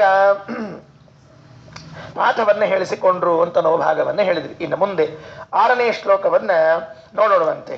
ಇಲ್ಲಿಂದ ಎಲ್ಲಿಗೆ ಹೊರಟರು? ವ್ಯಾಸಾಶ್ರಮದಲ್ಲಿ ಪಾಠ ಆಯಿತು. ಅವರೇನ್ ಪಾಠ ಹೇಳಿಸ್ಕೊಂಡಿದ್ದಾರೆ, ಏನ್ ಬಿಟ್ಟಿದ್ದಾರೆ ಅಂತ ಅನ್ನೋದನ್ನೆಲ್ಲ ಅವರ ಗ್ರಂಥಗಳಲ್ಲಿ ತಿಳಿಬೇಕು ನಾವಷ್ಟೇ. ಮುಂದೆ ಹೋಗೋಣ. ಅಥ ಬಾದರಾಯಣ ಸಗಾಯ ಸಂಪದ ಪ್ರಯಯೌ ಪ್ರಣಂತು ಮಮಿತಾಂತರೋಯುತಃ ಅಪಿನಾದಿರಾಯಣ ಪದೋದಿತಂ ಹರೇರ್ವಪುರಂ ತರಂ ಲಸಿತಮಾಕ್ರಮಾಂತರೇ. ಅಥ ಅನಂತರದಲ್ಲಿ ಪಾಠ ಮುಗಿದ ಮೇಲೆ ಬಾದರಾಯಣ ಸಹಾಯ ಸಂಪದ, ವೇದವ್ಯಾಸ ದೇವರ ಸಹಾಯದಿಂದ, ವೇದವ್ಯಾಸ ದೇವರ ಜೊತೆಗೆ ವೇದವ್ಯಾಸ ದೇವರು ಮಧ್ವಾಚಾರ್ಯರಿಬ್ಬರು ಕೂಡಿಕೊಂಡು ಪ್ರಯಯೌ ಹೋದರು. ಎಲ್ಲಿಗೆ ಹೋದರು ಅಂತಂದ್ರೆ ನಾರಾಯಣಾಶ್ರಮಕ್ಕೆ ಹೋಗಿದ್ದಾರೆ. ಇಷ್ಟೇ ಇದರಲ್ಲಿರೋದು. ಅದೆಲ್ಲ ನಾರಾಯಣ ಹೇಗೆ ಮತ್ತೊಬ್ಬ ಹೇಗೆ ಅಂತೆಲ್ಲ ಆಮೇಲೆ ಚಿಂತನೆ ಮಾಡೋಣಂತೆ. ಅಂತ ಏನಾಯ್ತು ಈಗ ನಾವು ತಿಳಿಬೇಕಾದದ್ದು, ವೇದವ್ಯಾಸ ದೇವರನ್ನ ಮುಂದಿಟ್ಟುಕೊಂಡು ಆಚಾರ್ಯರು ಎಲ್ಲಿಗೆ ಹೋದರು ಅಂದರೆ ನಾರಾಯಣನ ಹತ್ರ ಹೋದ್ರಂತೆ. ಹಾಗಾದ್ರೆ ನಾವು ನಾರಾಯಣನ ಕಾಣಬೇಕು ಅಂತಾಗಿದ್ರೆ ವ್ಯಾಸರ ಗ್ರಂಥಗಳನ್ನ ಆಚಾರ್ಯರ ಮೂಲಕವಾಗಿ ಅರ್ಥ ಮಾಡಿಕೊಂಡು ಹೋದ್ರೆ ನಾರಾಯಣ ದರ್ಶನ ನಮಗಾಗ್ತದೆ. ಇಲ್ಲದೆ ಇದ್ರೆ ಆಗೋದಿಲ್ಲ. ಎಷ್ಟು ಸ್ಪಷ್ಟವಾಗಿ ನಿದರ್ಶನ. ಮಧ್ವಾಚಾರ್ಯರು ವ್ಯಾಸರ ಜೊತೆಗೆ ಕೂಡಿಕೊಂಡು ನಾರಾಯಣಾಶ್ರಮಕ್ಕೆ ಹೋದರು. ಹಾಗಾದರೆ ನಾವು ಆಚಾರ್ಯರ ಗ್ರಂಥಗಳನ್ನ ಇಟ್ಟುಕೊಂಡು ವೇದವ್ಯಾಸ ದೇವರ ಸೂತ್ರಗಳನ್ನ ಮಹಾಭಾರತಗಳನ್ನ ಅರ್ಥ ಮಾಡಿಕೊಂಡ್ರೆ ನಾರಾಯಣನ ದರ್ಶನ ಆಗೇ ಆಗ್ತದೆ ಅನ್ನೋದಕ್ಕಾಗಿ ಇದು ದೃಷ್ಟಾಂತವನ್ನು ಹೇಳಿದ್ದಾರೆ. ಅಪಿನಾದಿರಾಯಣ ಪದೋದಿತಂ ಹರೇ ವಪುರಂತರಂ ಲಸಿತಮಶ್ರಮಂತರೇ. ನಾದಿರಾಯಣ ನಾದಿರಾಯಣ ಅಂತ ಹೆಸರಂತೆ. ಇದೇನ್ರಿ ಎಲ್ಲರ ನಾರಾಯಣ ಅಂತ ಹೇಳೋದು ಬಿಟ್ಬಿಟ್ಟು ನಾದಿರಾಯಣ ಅಂತಿರಲ್ಲ ಅಂದ್ರೆ ಬಳಸುವಾಗ ಕವಿಗಳ ಇಚ್ಛೆ ಅದು. ನಾ ಎಂಬ ಪದವು ಆದಿಯಲ್ಲಿ ಇದ್ದ ರಾಯಣ ಎಂಬ ಪದ ಇದೆಯಲ್ಲ ಅದು ಅಂತಾರೆ. ಅಂದ್ರೆ ನಾ ಎಂಬ ಪದ ಆದಿಯಲ್ಲಿ ಇದ್ದು ರಾಯಣ ಅಂತ ಮುಂದೆ ಇದೆ ಅಂದ್ರೆ ಏನರ್ಥದಕ್ಕೆ ನಾರಾಯಣ ಅಂತ ಅರ್ಥ. ಅಲ್ಲಿ ಶ್ಲೋಕದಲ್ಲಿ ಛಂದಸ್ಸನ್ನು ಕೂಡಿಸ್ಬೇಕಾಗಿದೆ. ಅಪಿ ನಾರಾಯಣ ಪದೋದಿತಂ ಅಂತ ಅನ್ನೋ ಹಂಗಿಲ್ಲ. ಅದಕ್ಕಾಗಿ ಒಂದು ಶಬ್ದ ಸೇರಿಸಿದ್ರು. ಅಪಿ ನಾದಿರಾಯಣ ಪದೋದಿತಂ ಅಂದ್ರು. ನಾದಿರಾಯಣ ಪದೋದಿತಂ ಅಂತಂದ್ರೆ ನಾರಾಯಣ ಎಂಬ ಪದದಿಂದ ಕರೆಸಿಕೊಂಡವನು ನಾರಾಯಣ ಕಡೆಗೆ ದರ್ಶನಕ್ಕೆ ಹೋದ್ರು ಅಂತ ಅರ್ಥ ಒಂದು. ಅಥವಾ ಇನ್ನೊಂದಿದೆ ಏನು ಅಂದ್ರೆ ನಾದಿರಾಯಣ. ನಾದಿರಾಯಣ ಅಂದ್ರೆ ನಾ ಆದಿಯಲ್ಲಿರುವಂತಹ ರಾ ಉಳ್ಳವರು ಯಾರು ಅವರು ನಾದಿರ. ಯಾರ್ರಿ ಅವರು ನಾದಿರ? ಯಾರು? ನಾವೇ. ನಮ್ಮನ್ನ ನಾದಿರ ನಾದಿರ ಅಂತ ಕರಿಬಹುದಂತ. ನಮ್ಮನ್ನ ಯಾಕೆ ನಾದಿರ ಅಂತ ಕರಿಬೇಕು? ನಾ ಆದಿಯಲ್ಲಿರುವ ರ ಅಂದ್ರೆ ನರ ಅಂತ ಅರ್ಥ. ನಾವೇನು ಬೇರೆ ಏನು ಮತ್ತೆ ದೇವರು ಹೆಂಗ ನಾ ಆದಿಯಲ್ಲಿರುವ ರಾಯಣ ಆಗಿದ್ದಾನೆ, ನಾರಾಯಣ ಆಗಿದ್ದಾನವನು, ನಾವು ಹಂಗೇನಾಗಿದ್ದೀವಿ? ನಾ ಆದಿಯಲ್ಲಿರುವ ರಾ ಉಳ್ಳವರಾಗಿದ್ದೀವಿ. ಅಂದ್ರೆ ನಾರರು ನಾವು. ನಮಗೆ ಆಶ್ರಯ ನೀಡಿದ್ದರಿಂದ ದೇವರಿಗೆ ನಾರಾಯಣ ಅಂತ ಹೆಸರು. ಅಪಿ ನಾದಿರಾಯಣ ಪದೋದಿತಂ ಹರೇ ವಪುರಂ ತರಂ ಲಸಿತಮಾಶ್ರಮಾಂತರೇ. ಇನ್ನೊಂದು ಆಶ್ರಮಕ್ಕೆ ಬಂದಿದ್ದಾರೆ. ಅಲ್ಲೇ ಮೇರು ಪರ್ವತದಲ್ಲಿಯೇನೆ ಇನ್ನೊಂದು ಆಶ್ರಮ ಇದೆ, ಅಲ್ಲಿಗೆ ಬಂದಿದ್ದಾರೆ ಅಂತ ಹೇಳಿದರು. ಈಗ ಆ ನಾರಾಯಣನ ವರ್ಣನೆ ಪ್ರಾರಂಭ ಆಗ್ತದೆ. ನಾರಾಯಣ ಹೇಗಿದ್ದಾನೆ ಅಂತ ಮುಂದೆ ಒಂದು 20-25 ಶ್ಲೋಕ ಆನಂದದಿಂದ ಭಗವಂತನ ವರ್ಣನೆಯನ್ನು ಮಾಡ್ತಾರೆ. ಹೇಗಿದ್ದಾರೆ ನಾರಾಯಣ ದೇವರು? ಸ್ವಲ್ಪ ಇದನ್ನ ಇವತ್ತು ಸ್ವಲ್ಪ ತಿಳಿಸ್ಬೇಕು. ಯಾಕೆ ಅಂದರೆ ಈ ನಾರಾಯಣ ದೇವರ ಬಗ್ಗೆ ನಾವು ಕಡಿಮೆ ತಿಳ್ಕೊಂಡಿದ್ದೇವೆ. ಯಾವ ನಾರಾಯಣ ಈತ? ಬದ್ರೀನಾರಾಯಣ. ಈ ಬದ್ರೀನಾರಾಯಣನ ಬಗ್ಗೆ ಸ್ವಲ್ಪ ಕಡಿಮೆ ತಿಳಿದಿದೆ ನನಗೆ ಅಂತ ಅನಿಸ್ತದೆ. ಅದಕ್ಕಾಗಿ ಇದನ್ನು ಹೇಳಬೇಕು ಅಂತ ಇಟ್ಟುಕೊಂಡಿದ್ದೇನೆ. ಒಂದೆರಡು ಮಾತನ್ನು ಹೇಳ್ತೀನಿ. ಮೊದಲು ಆಚಾರ್ಯರು ನೋಡಿದರು 7ನೇ ಶ್ಲೋಕದಲ್ಲಿ ತಮ ಪಶ್ಯದಾಶ್ರಮ ವರೇ ಪ್ರಭೂತಧೀಹಿ ಜ್ವಲದಂ ಜ್ವಲಂತಮಿವ ಧೂಮವರ್ಜಿತಂ ವರವಲ್ಕಲಾಕಲಿತ ಮೌಂಜಿಮೇಕಲಂ ವಿಲಸಜ್ಜಟಾವಲಯಮಾದಿಪೂರುಷಂ ತಂ ಅಪಶ್ಯತ್ ಆಶ್ರಮವರೇ. ಶ್ರೇಷ್ಠವಾದ ನಾರಾಯಣಾಶ್ರಮದಲ್ಲಿ ಪ್ರಭೂತಧೀಹಿ ಮಧ್ವಾಚಾರ್ಯರು. ಪ್ರಭೂತಧೀಹಿ ಅಂದ್ರೆ ಮಧ್ವಾಚಾರ್ಯರು. ಜ್ವಲನಂ ಜ್ವಲಂತಮಿವ ಧೂಮವರ್ಜಿತಂ. ಹೇಗಿದ್ರು ನಾರಾಯಣ ದೇವರು ಅಂದ್ರೆ ಹೊಗೆಯಿಲ್ಲದ ಬೆಂಕಿಯಂತೆ, ನಿಗಿ ನಿಗಿ ನಿಗಿಯಾದ ಬೆಂಕಿಯಂತೆ ಇದ್ರಂತೆ. ಅಂದ್ರೆ ಎಷ್ಟು ಸುಂದರವಾಗಿ ಹೇಳಿದ್ದಾರೆ ನೋಡ್ರಿ. ಜ್ವಲನಂ ಜ್ವಲಂತಮಿವ ಧೂಮವರ್ಜಿತಂ. ಧೂಮ ಅಂದ್ರೆ ಹೊಗೆ, ವರ್ಜಿತ ಅಂದ್ರೆ ಇಲ್ಲದ್ದು. ಧೂಮ ಇಲ್ಲದ ಬೆಂಕಿಯಂತೆ ಜಾಜ್ವಲ್ಯಮಾನರಾಗಿದ್ದರು ನಾರಾಯಣ ದೇವರು. ಅಂದ್ರೆ ಧೂಮ ಧೂಮ ಅಂದ್ರೆ ಏನದು? ಧೂಮ ಅಂದ್ರೆ ಏನು? ಯಾರಿಗ್ ಗೊತ್ತು? ನಮಗೇನು ಗೊತ್ತು ಧೂಮ ಅಂದ್ರೆ? ಧೂಮ ಅಂದ್ರೆ ದೋಷ. ದೋಷವೇ ಧೂಮವಾಗಿದೆ. ಭಗವಂತ ದೋಷ ದೂರ. ಭಗವಂತನಿಗೆ ದೋಷ ಇಲ್ಲ ಅಂತ ಹೇಳುವುದನ್ನ ಹೇಗೆ ದೃಷ್ಟಾಂತ ಕೊಟ್ಟರು? ಹೊಗೆಯಿಲ್ಲದ ಬೆಂಕಿಯಂತೆ. ಹೊಗೆಯಿಲ್ಲದ ಬೆಂಕಿಯಂತೆ ಇದ್ದಾನೆ ಪರಮಾತ್ಮ ಅಂದ್ರೆ ದೋಷದೂರನಾದ ಪರಮಾತ್ಮನನ್ನ ನೋಡಿದರು. ಅವ ಹೆಂಗಿದ್ದ? ವರವಲ್ಕಲಾಕಲಿತ ಮೌಂಜಿ ಮೇಖಲಂ ಉಟ್ಕೊಂಡಿದ್ದಂತೆ, ನಾರು ಮಡಿ ಉಟ್ಕೊಂಡಿದ್ದಂತ. ವಲ್ಕಲ ಅಂದ್ರೆ ನಾರು, ವರವಲ್ಕಲ ಶ್ರೇಷ್ಠವಾದ ನಾರು ಮಡಿಯನ್ನು ಉಟ್ಕೊಂಡಿದ್ದಾನೆ. ಅದರ ಮೇಲೆ ಒಂದು ಮೌಂಜಿ, ಮೌಂಜಿ ಅಂತಂದ್ರೆ ಒಂದು ಹುಲ್ಲು. ಈ ದರ್ಭ ಹೆಂಗಿರ್ತದೆ, ದರ್ಭ ಇದ್ದಂಗೆ ಅದೊಂದು ಹುಲ್ಲು. ಅದನ್ನ ಏನ್ ಮಾಡ್ತಾರೆ ಅಂತಂದ್ರೆ ಈ ಮುಂಜ್ವಿ ಕಾಲಕ್ಕೆ ಒಟುಗಳಿಗೆ ಕಟ್ಟಿರ್ತಾರೆ. ಅದು ಒಂದು ಸೆಣಬಿನ ಟೈಪ್ ಇರ್ತೇನೋ ಒಂಥರ ಇರ್ತದೆ. ಇದನ್ನ ಕಟ್ಟಿರ್ತಾರೆ ಹುಡುಗರಿಗೆ, ಅದಕ್ಕೆ ಮೌಂಜಿ ಅಂತ ಕರೀತಾರೆ. ಕೌಪಿನ ಹಾಕೊಳ್ಳಿಕ್ಕೆ ಅನುಕೂಲ ಆಗ್ಲಿ ಅಂತ ಉಳಿದಾರ ಕಟ್ಟಿರ್ತಾರೆ. ಇರ್ಲಿ, ಹಾಕೊಳ್ತಾರೆ ಬಿಡ್ತಾರೋ ಬೇರೆ ವಿಷಯ. ಅಂತೂ ಏನು ಅಂದ್ರೆ ಒಟ್ಟು ನಮ್ಮ ಮೇಖಲಾ ವಿರಚ್ಯತೆ. ಅದಕ್ಕೆ ಅದು ಇದ್ರ ಮೇಲೆ, ಯಾವುದರ ಮೇಲೆ? ಅದು ನಾರುಮಡಿಯ ಮೇಲೆ ಮೌಂಜಿಯನ್ನ ಕಟ್ಟಿದ್ರು, ತನ್ನ ವಿಶೇಷವನ್ನ ಸುತ್ತಕೊಂಡಿದ್ರು. ವೇದವ್ಯಾಸ ದೇವರು ಕೃಷ್ಣಾಜಿನವನ್ನ, ಆ ಕೃಷ್ಣಾಜಿನ ಮೇಲೆ ಒಂದು ಯೋಗ ಪಟ್ಟಿಕೆಯನ್ನು ಅವರು ಹಾಕೊಂಡಿದ್ರೆ, ಇವರು ನಾರಾಯಣ ರೂಪಿಯಾದ ಪರಮಾತ್ಮ ಇವರೇನ್ ಮಾಡಿದ್ರು ಅಂದ್ರೆ ಒಂದು ನಾರುಮಡಿ ಉಟ್ಟುಕೊಂಡು ಅದರ ಮೇಲೊಂದು ಮೌಂಜಿಯನ್ನ ಉಡುದಾರವನ್ನ ಕಟ್ಟಿಕೊಂಡಿದ್ರು. ವಿಲಸಜ್ಜಟ ವಲಯಮಾದಿ ಪೂರುಷಂ, ಇವರಿಗೂ ಜಟೆಗಳಿವೆ, ಮರಿಬೇಡ್ರಿ. ಎಷ್ಟು ಚೆನ್ನಾಗಿದೆ ನೋಡ್ರಿ. ಅಂದ್ರೆ ವೇದವ್ಯಾಸ ರೂಪದಲ್ಲಿ ಹೇಗೆ ಜಡೆಗಳುಂಟೋ, ಕಪಿಲ ರೂಪದಲ್ಲಿ ಹೇಗೆ ಜಡೆ ಉಂಟೋ, ದತ್ತಾತ್ರೇಯ ರೂಪದಲ್ಲಿ ಹೇಗೆ ಜಡೆ ಉಂಟೋ, ಪರಶುರಾಮ ರೂಪದಲ್ಲಿ ಹೇಗೆ ಜಡೆ ಉಂಟೋ, ಹಾಗೆ ಈ ನಾರಾಯಣ ರೂಪದಲ್ಲೂ ಕೂಡ ಜಡೆ ಉಂಟು. ದೇವರ ಮೇಲೆ ಜುಟ್ಟನ್ನು ಬಿಟ್ಕೊಂಡಿದ್ದಾನೆ. ರಾಮ ಕೃಷ್ಣ ಹಿಂಗಿಲ್ಲದ, ಅದು ಕ್ಷತ್ರಿಯರವರು, ಅವರೆಲ್ಲ ಹೇರ್ ಸ್ಟೈಲ್ ಮಾಡಿಸ್ಕೊಳ್ಳೋರವರು. ಅವರು ಅಜಾಮನಂಗಡಿಗೆ ಹೋಗಿ ಚಂದ ಕಟ್ ಮಾಡಿಸ್ಕೊಂಡು, ಇಲ್ಲಂತ ತಿಳ್ಕೊಬೇಡ್ರಿ, ಮತ್ತೆ ನಾವು ಉದ್ಗಾರ ಸುಳ್ಳು ಎಂದು ಹೇಳಿದ್ದೀನಿ ತಿಳ್ಕೊಬೇಡ್ರಿ. ಭಾಗವತದೊಳಗ ಹರಿವಂಶದೊಳಗ ಕೃಷ್ಣ ಹಜಾಮನಂಗಡಿಗೆ ಹೋಗಿ ಹಜಾಮತಿ ಮಾಡಿಸ್ಕೊಂಡನಂತದ. ಅವರು ಕಟ್ ಮಾಡಿಸ್ಕೊತಿರ್ತಾರ ಚಂದ ಒಪ್ಪಪೂರ್ಣವಾಗಿ. ಅವರೆಲ್ಲ ರಾಜರು ಹಂಗೆ ಕಾಣಿಸ್ಬೇಕಾಗ್ತಿರ್ತದೆ, ಸ್ಮಾಲ್ಟ್ ಕಾಣಿಸ್ಬೇಕಾಗ್ತಿರ್ತದೆ. ಮೋದಿ ಬಾಬಾ ಕಣ್ಣಂಗೆ ಗಡ್ಡ ಬಿಟ್ಕೊಂಡು ಕಾಣಿಸ್ಬಾರ್ದು ಹಂಗ. ಅದಕ್ಕೆ ಇವ್ರು ಚಂದ ಕಾಣಿಸ್ಬೇಕಾಗ್ತಿರ್ತದೆ ಅನ್ನೋದಕ್ಕಾಗಿ ಇರ್ಲಿ ಪಾಪ, ಏನ್ ಮಾಡ್ಲಿಕ್ಕೆ ಬರೋದಿಲ್ಲ. ಅವಂಗೂ ವೈರಾಗ್ಯ ಬಂದು ಹೋಗ್ಯದ. 4 ವರ್ಷ ಆಯ್ತು ಆಳ್ಲಿಕ್ಕಂತ ಅವಂಗೂ ಸಾಕಾಗಿ ಹೋಗ್ಯದ. ಗಡ್ಡ ಬಿಟ್ಬಿಟ್ರ ಅವನು ಪುಣ್ಯಾತ್ಮ. ಅದು ಈ ಎಲ್ಲ ರೂಪಗಳು ಯಾವುದು?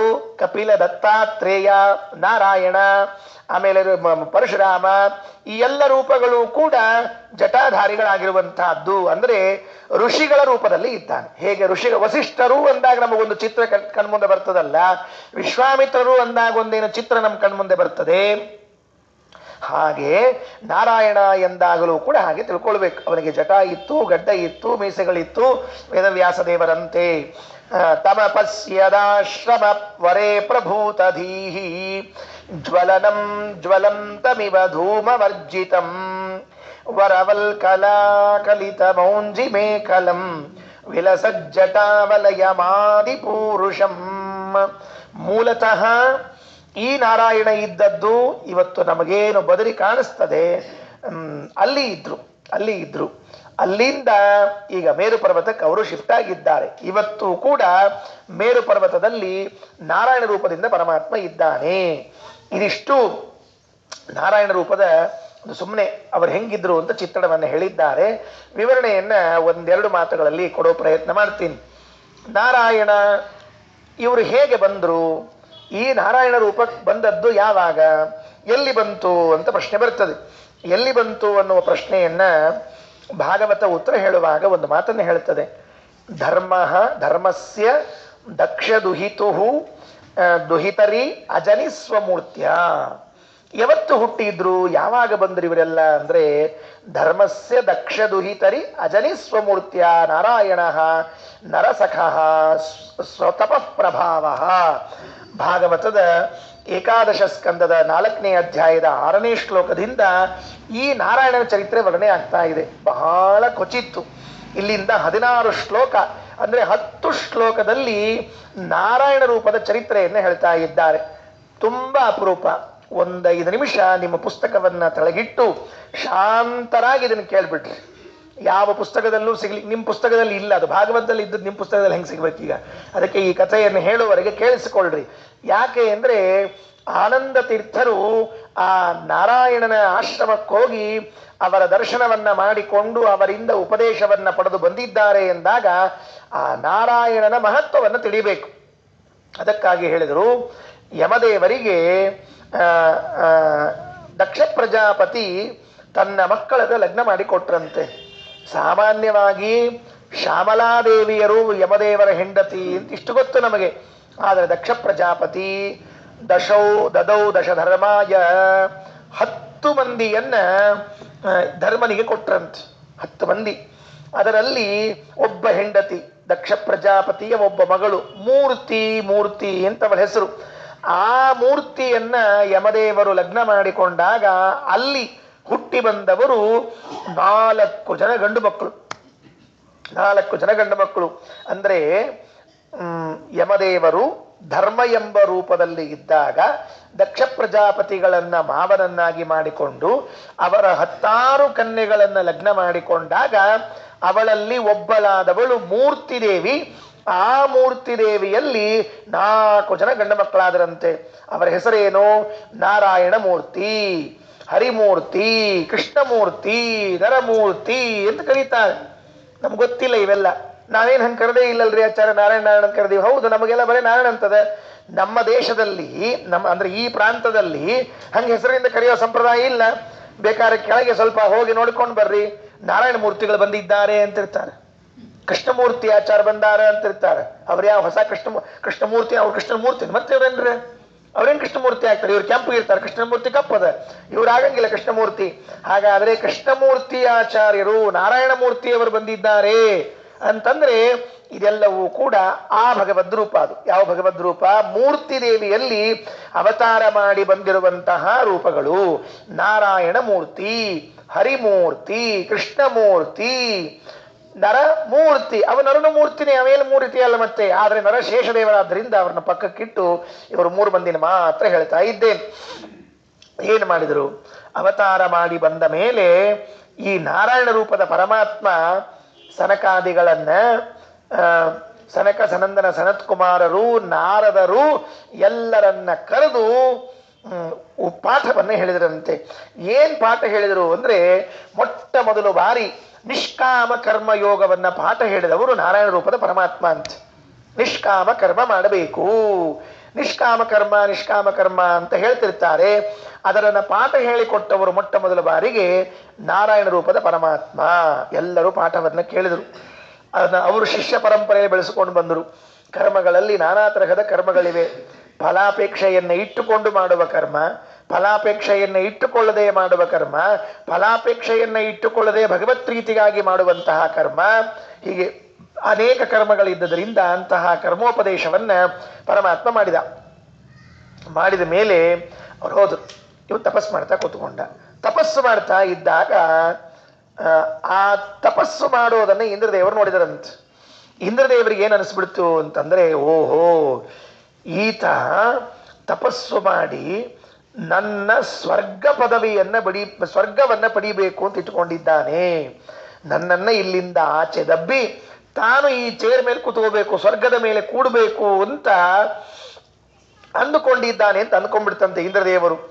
ಇಂದ್ರೋಪಿ ನಾಕ್ಯ ಸುಖಮೇಶ ಜಿಗೃಕ್ಷತೀತಿ ಕಾಮಮ್ಯಯುಕ್ತ ಸಗಣಂ ಸಬದರ್ಯುಪಾಖ್ಯಂ. ಅವರ ತಪಸ್ಸನ್ನ ಕೆಡಿಸಬೇಕು ಅಂತ ತಿಳಿದುಕೊಂಡು ಹೇಳಿ ಅಪ್ಸರಾಸ್ತ್ರೀಯರನ್ನ, ಕಾಮನನ್ನ, ಇವನನ್ನ, ವಸಂತ ಮಾಸವನ್ನ ಎಲ್ಲವನ್ನ ಕಳಿಸಿದ್ದಾನೆ. ಯಾವುದನ್ನ ನೋಡಿದರೆ ಸಾಮಾನ್ಯವಾಗಿ ಮನಸ್ಸಿಗೆ ವಿಕಾರಗಳುಂಟಾಗಬೇಕು. ಸಹಜವಾಗಿ ಪ್ರಕೃತಿಯಲ್ಲಾಗೋ ಬದಲಾವಣೆಗಳನ್ನು ಕಂಡಾಗ ಪುರುಷನಿಗೆ ಸ್ತ್ರೀಯಲ್ಲಿ ಆಸಕ್ತಿ ಹುಟ್ಟಿ ಮನಸ್ಸು ವಿಕಾರಗೊಳ್ಳಬೇಕೋ ಅಂತಹ ಎಲ್ಲ ವಾತಾವರಣವನ್ನು ನಿರ್ಮಾಣ ಮಾಡೋಣ ಅಂತ ಹೇಳಿ ಇಂದ್ರದೇವರು ಪ್ರಯತ್ನ ಮಾಡಿದರಂತೆ. ಆ ಮಧ್ಯದಲ್ಲಿ ಆಚಾರ್ಯರು ಒಂದು ಪ್ರಶ್ನೆ ಕೇಳ್ತಾರೆ. ಇಂದ್ರದೇವರಿಗೆ ಸ್ವಲ್ಪ ಬುದ್ಧಿ ಕಡಿಮೆ ಇತ್ತೇನೋ ಅಂತ ಕೇಳ್ತಾರೆ. ಸ್ವಯಂ ಭಗವಂತ ನಾರಾಯಣ ಮೂರ್ತಿಯಾಗಿ ಬಂದಿದ್ದಾನೆ. ದೇವರೇ ನಾರಾಯಣ ಮೂರ್ತಿಯಾಗಿ ಬಂದಿರುವಾಗ ಇವರಿಗೆ ಯಾಕೆ ಹೀಗೆ ಬುದ್ಧಿ ಬಂತು ಅಂತ ಕೇಳಿದ್ರೆ ಅಸುರಾವೇಶ ಆಗಿತ್ತು ಅಂತ ಹೇಳ್ತಾರೆ ಶ್ರೀಮದಾಚಾರ್ಯ. ಇಂದ್ರದೇವರಿಗೆ ಆ ಕ್ಷಣದಲ್ಲಿ ಅಸುರಾವೇಶ ಆಯಿತಂತೆ. ಹೇಗಿರ್ತದೆ ನೋಡ್ರಿ, ಪ್ರತಿಯೊಬ್ಬ ಮನುಷ್ಯನಿಗೂ ಕೂಡ ಸ್ವಾರ್ಥ ಎಂಬ ಅಸುರಾವೇಶ ಇರ್ತದಂತೆ, ಬೇರೆ ಏನಿರೋದಿಲ್ಲ. ಸ್ವಾರ್ಥ ಅನ್ನೋ ದೊಡ್ಡ ಅಸುರಾವೇಶ ಇದು. ಯಾಕೆ? ನಂದು, ನನಗೆ ಮಾತ್ರ ಆಗಬೇಕು, ನನಗೇ ಆಗಬೇಕು, ಇನ್ಯಾರಿಗಾಗಬಾರ್ದು. ಎಂಥ ಅಸುರಾವೇಶ ಇದು, ಎಂಥ ಅಸುರಾವೇಶ ಇದು. ಮಹಾಭಾರತ ಅನುಶಾಸನ ಪರ್ವದಲ್ಲಿ ಹೇಳುವಾಗ ಸತಿ ಉಮಾದೇವಿಯರಿಗೆ ರುದ್ರದೇವರು ಹೇಳ್ತಾರೆ, ನೋಡು, ನಾವು ಎಷ್ಟು ದಡತನ ಮಾಡ್ತೀವಿ ಗೊತ್ತಾ ಸತೀದೇವಿ, ಯಥಾ ಮಮ ತಥಾ ತವ. ಇದೆಲ್ಲವೂ ಹೇಗೆ ನಂದೋ ಹಾಗೆ ನಿಂದೂ ಕೂಡ ಇದು. ಮನುಷ್ಯ ಇದನ್ನು ಮರೆತು ಬಿಡ್ತಾನಂತೆ. ಇದೆಲ್ಲವೂ ಇಲ್ಲಿರುವಂತಹ ಒಂದೊಂದು ಪದಾರ್ಥಗಳು ಕೂಡ, ಈ ಕುರ್ಚಿ, ಈ ಟೇಬಲ್ಲು, ಈ ಮೇಜು, ಈ ಬಟ್ಟೆ, ಈ ವಸ್ತ್ರ ಎಲ್ಲವೂ ಕೂಡ ನನ್ನದು ಅಂತ ಹೇಗೆ ಅನ್ಕೊಳ್ತಿರ್ತೀವಲ್ಲ, ಹಾಗೆ ಇದು ಇನ್ನೊಬ್ಬಂತೂ ಹೌದು. ನಾವ್ಯಾಕೆ ನಮ್ದು ಅಂದ್ಕೊಳ್ಬೇಕು? ಅದಕ್ಕೆ ಮನುಷ್ಯ ಸ್ವಾರ್ಥವನ್ನ ಯಾವಾಗ ಆವಾಹನೆ ಮಾಡಿಕೊಳ್ತಾನಲ್ಲ, ಸ್ವಾರ್ಥಂ ಆವಾಹಯಾಮಿ, ಆಗ ಬುದ್ಧಿ ಕೆಡ್ತದೆ ಅವನಿಗೆ. ಆಗೇನಾಗ್ತದೆ ಹೇಳೋಣಂತೆ, ಕುರ್ಚಿ ಬಿಟ್ಟು ಹೇಳಿಕ್ ತಯಾರಾಗೋದಿಲ್ಲ ಅವನ. ನಮ್ದ್ರಿ ಇದಂತ ನಾವು ಇಲ್ಲಿಂದ ಬೆಂಗಳೂರಿಗೆ ಹೋಗ್ತಿರ್ತೀವಿ. ಇಲ್ಲಿಂದ ಬೆಂಗಳೂರಿಗೆ ಹೋಗುವಾಗ ಟ್ರೈನ್ನಲ್ಲಿ ಟಿಕೆಟ್ ಮಾಡಿಸ್ಕೊಂಡಿರ್ತೀವಿ. 350 ರೂಪಾಯಿ ಕೊಟ್ಟು ಇಲ್ಲಿಂದ ಅಲ್ಲಿವರೆಗೆ ಮಲ್ಕೊಳ್ಳಿಕ್ಕೆ ನಿಮ್ಮ ಸೀಟು ಅಂತ ಗೌರ್ಮೆಂಟ್ನವ್ರು ಕೊಟ್ಟಿರ್ತಾರೆ. ಈ ಟ್ರೈನ್ ಬರೋಕ್ಕಿಂತ ಮೊದಲು ಸೀಟ್ ನಂದಲ್ಲ, ಟ್ರೈನಿಂದ ಇಳಿದ ಮೇಲೂ ಸೀಟ್ ನಂದಲ್ಲ. ಅದ್ರ ಮೇಲೆ ಕೂತಾಗ ಯಾರೊಬ್ರು ಕೂಡ್ಲಿ ನೋಡಂತ ಹೆಂಗಿರುತ್ತೆ ಜಗಳ. ನನ್ನ ಸೈಟ್ ಮೇಲೆ ಯಾಕೆ ಕೂತ್ರಿ ನೀವು ಅಂತ. ನಿನ್ ಸೀಟ್ ಅಲ್ಲೋ ಇದು, ಗೌರ್ಮೆಂಟ್ ಸುಮ್ಕೊಡ್ರಿ, ರೊಕ್ಕ ಕೊಟ್ಟು ಕೊಂಡ್ಕೊಂಡು 350ಕ್ಕೆ ಸೀಟ್ ಬರೋದಿದ್ರೆ ಬಸ್ಸೇ ಬರ್ತಿತ್ತಲ್ಲ ಇನ್ನೊಂದು, ಇದ್ಯಾಕೆ ಬರಬೇಕು? ಹಾಗಾಯ್ತು ನೋಡ್ರಿ ನಮ್ಮ ಬುದ್ಧಿ, ಸ್ವಾರ್ಥ ಬುದ್ಧಿ ಬಂದು ಹೋಯ್ತು. ಇಷ್ಟೊತ್ತು ಏನಿದ್ದಿದ್ದಿಲ್ಲ, ಬರದೇ ಇರೋ ಟ್ರೈನಿಗೆ ಶಪಿಸ್ಕೊಂಡು ಕೂತಿದ್ವಿ, ಟ್ರೈನ್ ಬಂದಿಲ್ಲ ಬಂದಿಲ್ಲ ಅಂತ. ಬಂದ್ ಹತ್ತಿ ಒಮ್ಮೆ ಒಳಗೆ ದಾಖಲಾದ್ವಿ ನೋಡ್ರಿ, ಆ ಸೀಟ್ ಮೇಲೆ ಕೂತ್ ಮೇಲೆ ಇದು ನನ್ನ ಸೀಟು ಅಂತ ಬಂತಂತೆ. ಎಷ್ಟು ಜಗಳಾಡ್ತೀವಿ, ಎಷ್ಟು ರಗಳಿ ಮಾಡ್ತೀವಿ. ಎಲ್ಲಾದ್ರೂ ನನ್ನ ಸೀಟ್ ಹೊಲಸು ಮಾಡಿದ್ರು ಅಂತಾರೆ, ಇಳ್ಕೊಂಡು ಹೋಗ್ಬೇಕಾದ್ರೆ ಬೈಕೊಂಡು ಹೋಗ್ತಾರೆ. ಗೇಟ್ ದಾಟಿದ ಮೇಲೆ ಮುಗಿದ್ ಬಿಡ್ರಿ, ಅದೇನು ಸಮಸ್ಯೆ ಇಲ್ಲ. ಅಂದ್ರೆ ಮನುಷ್ಯನಿಗೆ ಸ್ವಾರ್ಥ ಬಂತು ಅಂದ್ರೆ ಕೆಲಸ ಕೆಡ್ತು.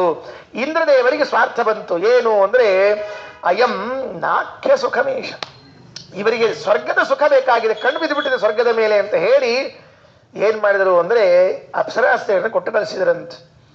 ವಾಸ್ತವಿಕವಾಗಿ ತಪಸ್ ಮಾಡ್ತಾ ಕೂತಿದ್ರು.